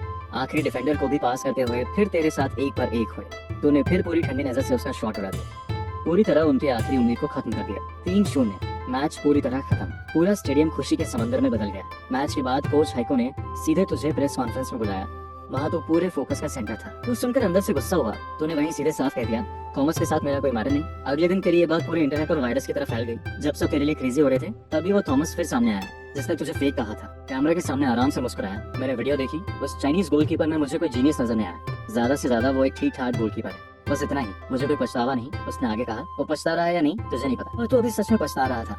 घर का दरवाजा खोला तो देखा फांग रो पजामस पहने सोफा पर बैठी थी। ये सीन देखकर तेरा दिल एक पल के लिए थम गया। जल्दी से नजर फेर ली। सोचा दीदी रोलान से स्पॉन्सरशिप का प्रॉमिस नहीं करना चाहिए था। पार्ट टाइम जॉब का बहाना बनाकर कौन जहाँ से आएगा। तूने खुद को शांत रखते हुए चुपचाप सब्जी लेकर किचन में चला गया। खाने की टेबल पर माहौल थोड़ा अजीब था। दोनों एक साथ बोल पड़े, फिर एम्बैरेस्ड होकर एक दूसरे को देखा। जैसे ही वो पास होती तेरा दिमाग गड़बड़ हो जाता। तभी फांग रो ने खुद कहा मैं तेरे लिए क्लीनिंग और कुकिंग कर दूं, तो मुझे सैलरी दे देना, कैसा रहेगा। उसकी बात सुनते ही थोड़ा अजीब लगा, पर तूने हैरानी से हाँ कह दी। हर ट्रेनिंग के बाद तू जल्दी घर आना चाहता। दिल में हमेशा फांग रो की याद रहती। ये खुशियों वाले दिन बड़े तेजी से बीत गए। जल्द ही सेकंड मैच का दिन आ गया। अगले मैच था कमजोर टीम रेगिंसबर्ग के खिलाफ। कोच हाइको ने ओपोनेंट को इस बार बिल्कुल भी हल्के में नहीं लिया। पूरी टीम अटैक में उतर गई, सिवाय एक शुरुआती कोल्ड शॉट के जिसे तूने आराम से पकड़ा। बाकी पूरा मैच तो बुल के आसपास घूमता रहा। 5-0 से रेगिंसबर्ग को बुरी तरह पीट दिया गया। कोई रिस्पॉन्स ही नहीं दे पाए, पर हाफ टाइम विसल बजते ही हैट्रिक स्कोर करने वाला नील्स सबसे पहले तेरे पास दौड़ा। उसे पूरी तरह पता था असली हीरो तो ही है, जो टीम की पूरी दिशा बदल सकता है। जिसका हीरो बना चाहिए था, नील्स ने पूरा क्रेडिट तेरे ऊपर डाल दिया। इसी समय कोच हाइको ने माइक्रोफोन छीन लिया। वाफन हमारी जना की रीढ़ है, हमारी सारी टैक्टिक्स उसी के अराउंड बनी है। जो होना चाहिए था नील्स की जीत की पार्टी, वो सीधे तेरे तारीफ का समारोह बन गया। इसी वजह से कोच ने पूरी टीम को छुट्टी दी। मैच के बाद सब पार्टी मना रहे थे। नील्स ने तुझे पूल पार्टी में इनवाइट किया, पर तूने बिना सोचे मना कर दिया। सीधे घर लौट गया। घर पहुंचा तो एक गर्मा गर्म खाना टेबल पर था। फांग रो ने खुद बनाया था। उसने मैच देखने की इच्छा जताई। तूने तुरंत हाँ कह दी, मन के ख्यालों को बाते हुए डिसाइड किया अब सिर्फ करियर पर ध्यान दूंगा, बेकार की बातों में नहीं उलझूंगा। तुझे नहीं पता था इसी वक्त अपने देश के एक फुटबॉल फोरम पर एक शख्स चुप्पी से पूछ रहा था क्या जर्मनी में कोई चाइनीज प्लेयर फुटबॉल खेल रहा है। वांकिन नाम का एक स्टूडेंट जो तेरा पुराना ट्रांसलेटर था, ये देखकर बिना सोचे रिप्लाई कर दिया। एक गोलकीपर है नाम वाफन, बहुत जबरदस्त, मैं उसका ट्रांसलेटर रह चुका हूँ। इसी बीच माकिंगो नाम का पुराना फुटबॉल फैन ये पढ़कर रुक गया। वो अभी नेशनल टीम की जापान से 7-0 शर्मनाक हार के बाद गुस्से में था। गोलकीपर वाफान, क्लब जिसके लिए स्पेशल ट्रांसलेटर रखे, जरूर टैलेंट अच्छा होगा। उसने तुरंत पूछा भाई कोई वीडियो फोटो है। वांगचिन ने बिना सोचे अपनी सीक्रेटली ली गई क्लिप्स अपलोड कर दी। उसे लगा था इससे कुछ ज्यादा तूफान नहीं मचेगा, पर किसी को नहीं पता था वो ब्लरी वीडियोस पूरे फोरम में आग लगा देंगे। क्या यार, ये गोलकीपर इतना दमदार है, सच में अपना ही देशवासी। ये हुआफन कहाँ से आया, पहले कभी सुना नहीं। वांगचिन खाना खाकर आया, अपना इनबॉक्स देखा तो चौंक गया। थोड़ी देर में ही वीडियोस की व्यूज कई हजार हो चुकी थी। पर उसके बाद उसने कभी तेरे मैचेस नहीं देखे, बिना दिलचस्पी के थ्रेड में जान डाल दी थी, बस इतना ही। और तू इन सब बातों से पूरी तरह अनजान, बस सोच रहा था फांग रो को मैच देखने आना है क्या? वो सच में आएगी? कहाँ बैठेगी वो? ट्रेनिंग में भी तेरा ध्यान भटक रहा था। कोच हाइको ने भी नोटिस किया, चिंता से पूछा, हुआ फान, तबीयत ठीक नहीं क्या? अगर ठीक नहीं तो ये मैच रेस्ट ले लो। तूने फौरन टोका, ये मैच मुझे खेलनी ही है। हाइको को राहत मिली, वो तुझे बिल्कुल भी बाहर नहीं रखना चाहता था, क्योंकि तेरे बिना जेना का फुटबॉल चलता ही नहीं। इस मैच में 1200 एक्स्ट्रा टिकट सेल्स हुई, पूरा ग्राउंड बिल्कुल भरा हुआ था। ऐसा सीन सिर्फ तब होता जब टीम बड़ी लीग में जीत रही होती। जैसे ही प्लेयर्स टनल से बाहर आए, पूरा स्टेडियम जोरदार चीयर्स से गूंज उठा। कमेंटेटर बॉब प्लेयर्स का इंट्रोडक्शन देने लगा। हर प्लेयर की एंट्री पर आवाज और तेज होती, पर तेरी बारी आने पर उसने जानबूझकर एक पॉज लिया। पूरा क्राउड सांस रोककर बैठा रहा, फिर पूरी ताकत लगाकर 4 टाइटल्स चलाए। जना वॉरशिप का इंजन, जना का सुपर कोर, जना का एंकर, जना की उम्मीद का दिल। फिर आवाज खींचकर बोला, हमारा super super super super goalkeeper. अगले सेकंड पूरी दुनिया में फेमस वो गाना पूरे स्टेडियम में गूंज उठा। ये गाना सिर्फ तेरे लिए बज रहा था। पूरा क्राउड उस रिदम पर तेरे लिए चिल्लाने लगा।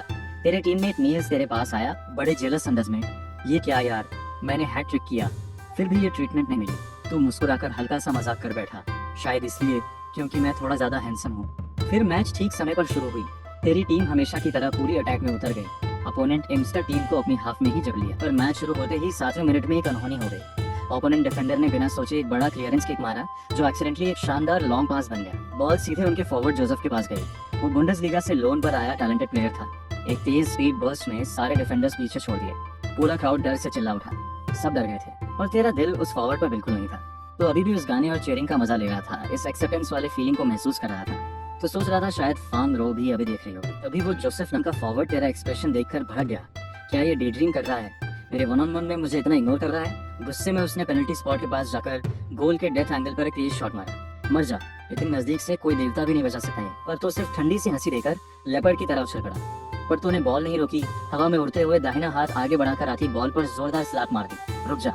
उस पल पूरा स्टेडियम मौत की तरह सुन्न हो गया। तेरा दाहिना हाथ बॉल को गोल लाइन पर पिन किए हुए था, जरा भी हिले नहीं। कमेंट्री बॉक्स से थप थप की आवाज आई। बॉब खुद को थप्पड़ मार रहा था, यकीन न होते हुए। गॉड, मैंने अभी क्या देखा? ये सपना तो नहीं? बॉब की ये बेतुकी बात पूरे स्टेडियम के क्राउड को आग लगा गई। सब खुशी से चिल्लाने लगे। फैंस की खुशी शब्दों में नहीं आ रही थी। ये सेव किसी गोल से भी ज्यादा जोशीला था। फिर वही गाना फिर पूरे स्टेडियम में गूंजा। पर तू अब भी शांत, एक हाथ से बॉल पकड़े, दूसरे हाथ से हल्के से थपथपाया। इस पल उस फॉरवर्ड की नजर में तू जैसे किसी बादशाह जितना बड़ा दिख रहा था। तूने ठंडी नजर से उसे देखा। उस नजर में इतनी दबाव थी कि उसने सिर पर झुका दिया। साइड में खड़ा कोच हाई को शांत चेहरा नहीं था, पर वो जिस तरह इधर उधर टहल रहा था, उससे उसकी अंदरूनी खुशी साफ जाहिर थी। उसे लगा जैसे उसे कोई खजाना मिल गया, फुटबॉल हिस्ट्री का सबसे बड़ा लाख। दूसरी तरफ ओपोनेंट कोच, वो इतना खुला था कि अंडा भी अंदर चला जाए। उसने मुश्किल से थूक निकला। दिमाग में सिर्फ एक ख्याल था, अब ये कैसे टर्न करे मैच। क्राउड में खड़ी फांग रो भी हैरान होकर तुझे देख रही थी। तो उसे पूरी तरह अजनबी सा लगा। जब वो घर फिर बजा, वो भी खुद को रोक नहीं पाई। हजारों लोगों के साथ पूरे उत्साह से तेरे लिए चिल्लाने लगी। इस पल ओपोनेंट का मोराल पूरी तरह टूट चुका था। तेरी टीम तूफान की तरह टूट पड़ी। आखिरी स्कोर 6-0 पर तय हुआ। एक पूरी तरह वन साइडेड धुलाई। 3 मैच जीत ली।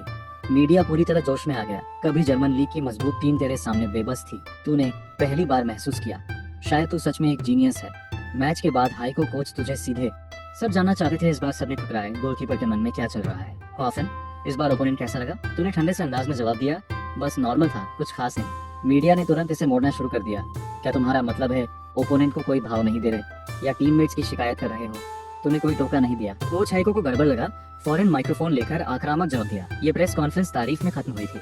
बाद में तूने प्रेस कॉन्फ्रेंस की तनावपूर्ण बातें भूलकर फांग रो के साथ इस पराई सिटी की सुंदरता का मजा लिया। और तुझे क्या पता, अगले दिन एक हेडलाइन में लिखा था, हुआफन रात में एक युवा लड़की को घर लाया। यहाँ तक कि झूठा आरोप लगाया गया कि तू घमंडी है, टीममेट्स को बेकार कहता है।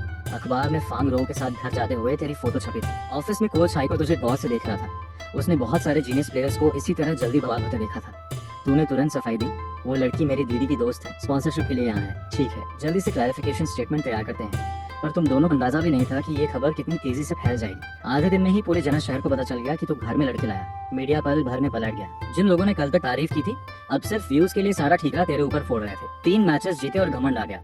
वो हाफान तो एक मेटेओर की तरह है, इतनी जल्दी बुझ जाने वाला। टीममेट्स को कमांड देने का हक इसे किसने दिया? ट्विटर, वीवो, न्यूज़पेपर्स, टीवी, रातों रात पूरे शहर का विलन बन चुका था। सब तुझे नफरत करने लगे। जना डेली जॉब तक तेरा साथ दे रहा था, वो भी हिचकिचाने लगा। पर उससे भी बड़ी बात, जना मॉर्निंग पोस्ट के एक आर्टिकल ने आखिरी कील ठोक दी। उस आर्टिकल में तेरा नाम सीधे नहीं लिया गया था, पर हर लाइन दिल में चुभने वाली थी। इस आर्टिकल से जो फैंस डाउट में थे, वो भी अब तेरे खिलाफ हो गए। उन्हें लगा वो टीम और सही चीज के साथ खड़े हैं, और तू बस एक घमंडी बेवकूफ है। यहाँ तक कि जो हमेशा तेरा साथ देता था, वो जेना डेली भी अब चुप हो गया। कोच हाइको गुस्से से थर थर कांप रहा था। उसे यकीन था कि इस बदनामी के पीछे कोई सोची समझी साजिश है, कोई गुपचुप तरीके से ये सब कर रहा है। उसे पता था अभी एक्सप्लेन करने से बात और बिगड़ेगी। उसने तुझे कुछ टाइम के लिए दूर रहने को कहा, बस फील्ड पर अच्छे परफॉर्मेंस से ही सब क्वेश्चंस का जवाब देना था। उस दिन से तूने बाहर की दुनिया से पूरी तरह कांटेक्ट खत्म कर दिया। रोज का काम बस ट्रेनिंग ग्राउंड और घर, बस इतना ही। बीच में सिर्फ वैन कीन तेरा कुछ ट्रेनिंग वीडियोस लेने आया, इसके अलावा किसी से कोई मेल जोल नहीं। पर किसे पता था वांग चिन ने वो वीडियोस फिर से देश के फोरम पर डाल दी। कमेंट्स में तूफान आ गया, क्या बात है, एक ऑर्डिनरी प्लेयर की स्किल वर्ल्ड क्लास है, क्या ये सच में हमारे देश से है?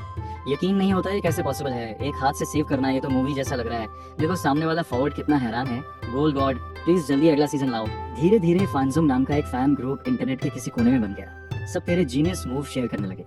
तेरी फैन ग्रोथ और व्यूज देखकर वांगकिन खुशी से फूला नहीं समा रहा था। यहाँ तक कि एड्स डील की बातें भी होने लगी। इसी बीच माँ किंगो ने भी तेरी वीडियोस देखी।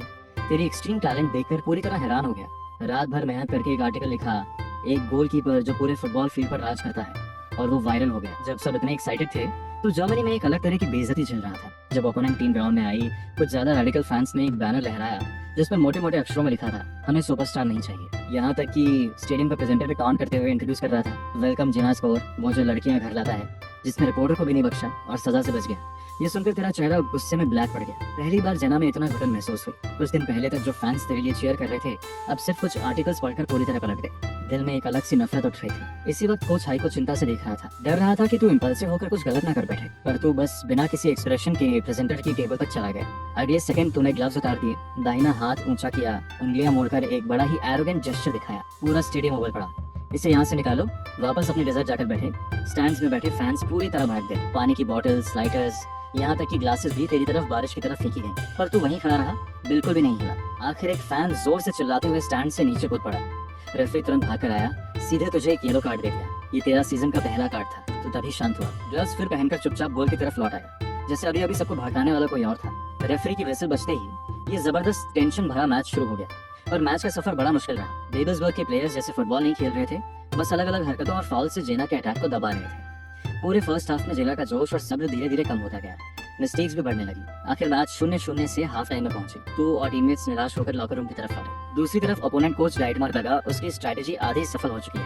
तभी कोच हाइको ने चुप्पी तोड़ी। एक भी शब्द किसी को ब्लेम किए बिना टैक्टिक्स बोर्ड पर तेजी से एरोस बनाने लगा, ओपोनेंट के गोल की तरफ इशारा करते हुए। सेकंड हाफ में अगर वो अटैक में आए तो हम सब उन पर टूट पड़ेंगे, मार दो सबको। ये सुनते ही सबका जोश फिर जरूर उठा। किसी को अंदाजा नहीं था सेकंड हाफ शुरू होते ही बेबल्सबर्ग डिफेंसिव स्ट्रेटजी छोड़कर पूरी तरह अटैक में आ जाएगा। जिन्हें इस न्यू रिदम के लिए तैयार नहीं थी।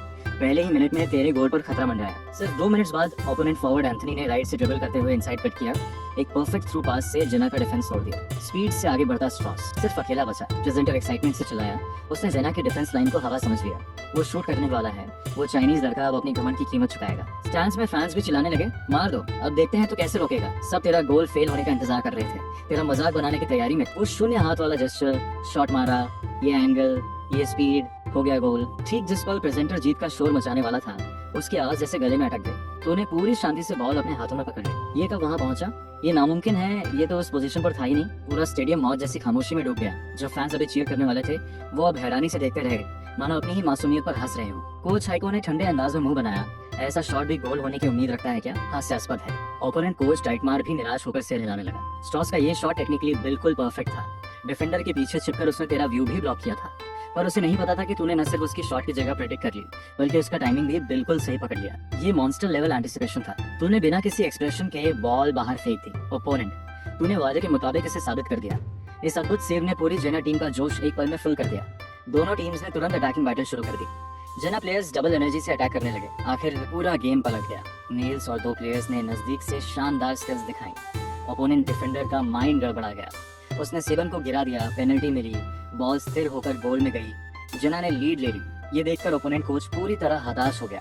सारे डिफेंडर्स हटाकर सब कुछ अटैक में डाल दिया। पूरे ग्राउंड में उनकी निराशा गूंज रही थी। 83वें मिनट पर ओपोनेंट मिडफील्डर सेलिक ने एक फेक मूव से पूरी फील्ड खोल दी। एक परफेक्ट पास दी, फॉरवर्ड एंटन ने बॉल पकड़ी और सीधा एक जोरदार शॉट मारा। गोल। प्रेजेंटर चिल्लाने वाला था, आवाज फिर से अटक गई। जिस पल बॉल गोल में जाने ही वाली थी, तूने शांति से पैर उठाकर उस ग्राउंड शॉट को रोक दिया। तेरी नजर ठंडी और तेज थी। ओपोनेंट के फ्रंट 3 को हल्के से देखते हुए, इतनी सी स्किल अभी बहुत दूर है। फिर तूने एक बड़ी किक से बॉल बाहर फेंक दी। फॉरवर्ड वहीं खड़ा हैरान रह गया। ओपोनेंट प्लेयर्स का माइंडसेट पूरी तरह टूट चुका था। इतना अजीब गोलकीपर उन्होंने कभी नहीं देखा था। तो फुटबॉल हिस्ट्री का एक अनोखा मॉन्स्टर था। जेना का जोश भी चरम पर पहुंच गया। सिर्फ 6 मिनट्स बाद सिबन ने बॉक्स में उछलकर एक पावरफुल हेडर मारा, ओपोनेंट को निराशा की खाई में धकेलते हुए। 2-0। रेफरी ने एक्स्ट्रा टाइम के बिना ही मैच का एंड विसल बजा दिया। ये स्वप्न आखिर खत्म हुआ। बेबल्सबर्ग के प्लेयर्स मैदान छोड़ते वक्त तेरी जर्सी देखते रह गए। उनकी आंखों में जलसी साफ थी, काश ये मॉन्स्टर हमारी टीम में होता। ओपोनेंट के फैंस भी चुपचाप निकल गए। अब उनके पास शोर मचाने की हिम्मत भी नहीं थी। पूरी तरह अनोखी परफॉर्मेंस से तूने बाहर की सारी मौके तोड़ते हुए अपनी असली ताकत से हर डाउट करने वाले की आंखें खोल दी। मैच के बाद घर लौटा तो फांग रो ने बताया कि उसे कल म्यूनिख वापस जाना है। छोटी सी विदाई के बाद वो जल्दी से निकल गई। खाली कमरा अचानक बड़ा ठंडा लगने लगा। तेरा मन उदास हो गया। इसके बाद ट्रेनिंग में भी माइंड भटकता रहा। परफॉर्मेंस भी थोड़ी गिर गई। हाइको ने एक नजर में तेरी उदासी भाप ली, तुझे रेस्ट देने की पेशकश की, पर तूने जिद से मना कर दिया। आंखों में एक दृढ़ निश्चय की चमक थी, क्योंकि अगला ओपोनेंट वही वियर्डर ब्रेमेन यूथ टीम थी। ये सिर्फ यूथ टीम ही थी। और जब वो कोच थॉमस ने सबके सामने तेरी बेइज्जती की थी, वो सीन तो अब तक नहीं भूला। जब तो डिप में डूबा था, तभी अचानक फोन की घंटी तेजी से बजी। हेलो वर्जी, मुझे याद किया या नहीं? उधर से फांग रो की नरम आवाज आई। तेरा खाली दिल एक पल में भर गया। मुंह पर खुद ब खुद मुस्कान आ गई। तूने पल भर में सारी नेगेटिविटी दूर फेंक दी। पूरी तरह रिवाइव हो गया। ट्रेनिंग वापस पीक पर आ गई। हाइको, तुझे फिर से जोश में देखकर राहत की सांस ली। अब जना की टैक्टिक पूरी तरह अटैकिंग थी। पूरी टीम आगे बढ़ी हुई थी। डिफेंस की सारी जिम्मेदारी तेरे ऊपर थी। बस तू है तो जना का सबसे मजबूत सहारा है। देखते देखते एक हफ्ता बीत गया। ये तो सिर्फ एक ऑर्डिनरी डर्बी मैच थी, पर पता नहीं कैसे मीडिया के कैमरा इस पर टूट पड़े। सिर्फ जना, लोकल मीडिया नहीं, सब देखना चाहते थे कि ये चाइनीज गॉड कीपर कैसे ब्रेमेन की अटैक लाइन को तोड़ता है। व्यूज के लिए कुछ इररिस्पॉन्सिबल मीडिया तुझ पर लगातार गंदी बातें फेंक रहे थे। तुझे बस अपना पैसा कमाने का जरिया बना दिया। यहाँ तक कि जर्मनी के टॉप न्यूज़पेपर बिल्ड ने भी इस जेना वर्सेस ब्रेमेन की फेट की लड़ाई को कवर किया। मैच शुरू होने से पहले ही तनाव स्क्रीन के आर पार महसूस हो रहा था। हाइको इस बार पूरी तरह जोश में प्रेस कॉन्फ्रेंस में सीधे चैलेंज पे बैठा। अगर ब्रेमेन में थोड़ी भी मर्दानगी बची है तो डिफेंसिव खेलना बंद करे। फाइनल स्कोर कुछ भी हो, पर मैं गारंटी देता हूँ कोई एक भी गोल नहीं करेगा। इस सीधे चैलेंज के सामने ब्रेमेन कोच थॉमस ने पूरी बेपरवाही दिखाई। उसकी बातों में तेरे लिए पूरा तिरस्कार था। जब तू फिर से ग्राउंड पर उतरा, पूरा माहौल बर्फ जैसा ठंडा था। कोई चीयर नहीं, कोई तालियां नहीं, बस ठंडापन और दुश्मनी। मीडिया की बदनामी ने तुझे लोकल फैंस से पूरी तरह अलग कर दिया था। इंट्रोडक्शन भी बड़े ठंडे और उदासीन अंदाज में हुआ। तू अकेला ही पूरे ग्राउंड की नफरत और एक्सक्लूजन झेल रहा था। पूरा शरीर उस दबाव से भर गया, पर तूने हार नहीं मानी, नहीं झुका। सबको झुका के मानना ही था। किक ऑफ की विसल बजी। ब्रेमेन यूथ टीम के कोच ने तेरे बारे में पहले से पूरी रिसर्च कर रखी थी। उसे पता था तेरा एंटिसिपेशन असाधारण है, और उसे यकीन था तू लगातार हाई इंटेंसिटी से नहीं झेल सकता। उसे भरोसा था तेरा डिफेंस कभी न कभी टूटेगा। ग्राउंड पर एक अजीब सीन दिखा। जना के मिडफील्डर्स बॉल छीनने में बड़े शौकीन थे, पर जैसे ही बॉल मिड लाइन पार करती, वो अचानक ढीले पड़ जाते, वापस दौड़ने में आलस दिखाते। ओपोनेंट कोच हैरान होकर मन में सोच रहा था, हाइको सिर्फ एक सेकंड डिवीजन लीग में फिट होने लायक कोच है। पर मैच शुरू होते ही सिर्फ 6 मिनट में ब्रेमेन यूथ टीम ने जेना का डिफेंस तोड़ दिया। उनका कोर प्लेयर क्वाड्रेला की बॉल लेकर तेजी से आगे बढ़ा। बर्की के टैकल के सामने एक शानदार फेक मूव करके घूम गया। फिर एक अद्भुत हील पास से न सिर्फ सारे डिफेंडर्स को छुड़ा दिया, बल्कि सामने आए एलेक्स को भी गिरा दिया। ओपोनेंट फॉरवर्ड निकलास बॉल लेकर पेनल्टी बॉक्स में घुसा। स्मूथ डॉज करके तेज ग्राउंड शॉट मारा। तेरे साथ सीधा 1-on-1 बना। उसकी नजर में तू सिर्फ हाइप से ऊपर आया एक क्लाउन था। इस गोल को डिफेंड करने का हक तुझमें नहीं था। तभी निकोलस ने पैर उठाकर शॉट मारा। बॉल पल भर में एक सफेद रोशनी बनकर सीधे गोल की तरफ उड़ी। पूरी क्राउड का दिल गले तक आ गया। सब सांस रोककर उस ब्लैक व्हाइट बॉल को देख रहे थे। तो एक थैले पंखों वाले बाज की तरह हवा में उछल पड़ा। दोनों हाथ हवा में एक परफेक्ट आर्क बनाते हुए फैले। एक जोरदार आवाज के साथ तूने एक जोरदार मूव से बॉल को दूर फेंक दिया। कमेंटेटर बॉब हैरानी से देखा रह गया। ये फुटबॉल सेव नहीं, ये तो बास्केटबॉल का जबरदस्त ब्लॉक है। इसे एक स्लैब ने सिर्फ बॉल को नहीं उड़ाया, बल्कि उस फॉरवर्ड के चेहरे को भी बुरी तरह लाल कर दिया। पर स्टैंड्स की प्रतिक्रिया बड़ी अजीब थी। फैंस इंस्टिंक्ट से इस जीनियस सेव पर चीयर करना चाहते थे, पर कई दिनों की मीडिया ब्रेन वॉशिंग ने उन्हें रोक दिया। इमोशंस दबाकर रखनी पड़ी। पूरा ग्राउंड असहज खामोशी में डूब गया। तुझे इसका कोई फर्क नहीं पड़ा। तू बस ठंडी नजर से कॉर्नर किक लेने की तैयारी करते अपोनेंट को देख रहा था। मन में सोच रहा था, अगर तुम लोग तमाशा ही देखना चाहते हो तो चलो पूरा तमाशा दिखाता हूं। फिर बॉल एक झुकी हुई लाइन में उड़ते हुए पेनल्टी बॉक्स में गई। पूरा एरिया हलचल से भर गया। बॉल प्लेयर्स के बीच इधर उधर टकराती रही। माहौल थोड़ा आउट ऑफ कंट्रोल हो गया। यहाँ तक कि कोच हाइको का दिल भी धड़का, कुछ गड़बड़ न हो जाए। पर उसी क्रिटिकल मोमेंट पर सबको फाउल करो। अभी ये अजीब आदेश सुनकर सब हैरान रह गए। ब्रेमेन कोच होने बाग को लगा उसके कान ही धोखा दे रहे हैं। ये कितनी बेइज्जती है अपनी ही डिफेंस लाइन की, या फिर कितना एक्सट्रीम कॉन्फिडेंस है अपनी टीम की स्किल पर।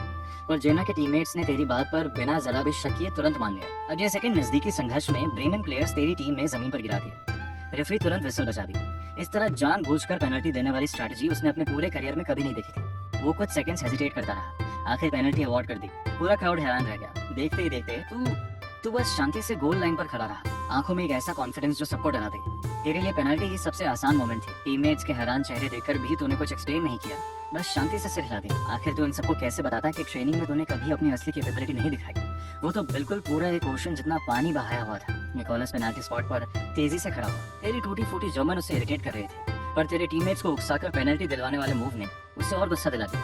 वो पहले वाली हार का बदला लेना चाहता था। आजा। निकोलस ने गहरी सांस लेकर रन अप लिया, फिर एक शॉट मारा। बॉल सीधे गोल के बाईं डेथ कॉर्नर की तरफ उड़ी। पर उसी पल फिर वो हताश करने वाला शेडो दोबारा प्रकट हुआ। बस धमकी आवाज आई, तूने फिर बड़ी सादगी से पैर फैलाकर उस उड़ती बॉल को, हम तुझसे प्यार करते हैं। टीममेट्स मानो पागल होकर तेरी तरफ दौड़े, तुझे कस के गले लगा लिया। इस बचे रहने के जोश ने उन्हें इतना एक्साइटेड कर दिया कि वो तेरे जर्सी को चूमने से भी नहीं रुकते। पर ये सीन रेफरी की नजर में बड़ा अजीब था, पर टीममेट्स की क्रेजी सेलिब्रेशन की एक और वजह थी। स्टैंड्स में फैंस के दिल में जोश था, पर मुंह से अब भी चीयर करने से मना कर रहे थे तेरे लिए। साइड में कोच हाई को सब कुछ पहले से समझ चुका था, हल्की सी मुस्कान लिए तुझे घूर रहा था। उसे पता था तेरी रॉस की ऑर्डिनरी प्रैक्टिस सेव सब जानबूझकर छिपाई गई थी।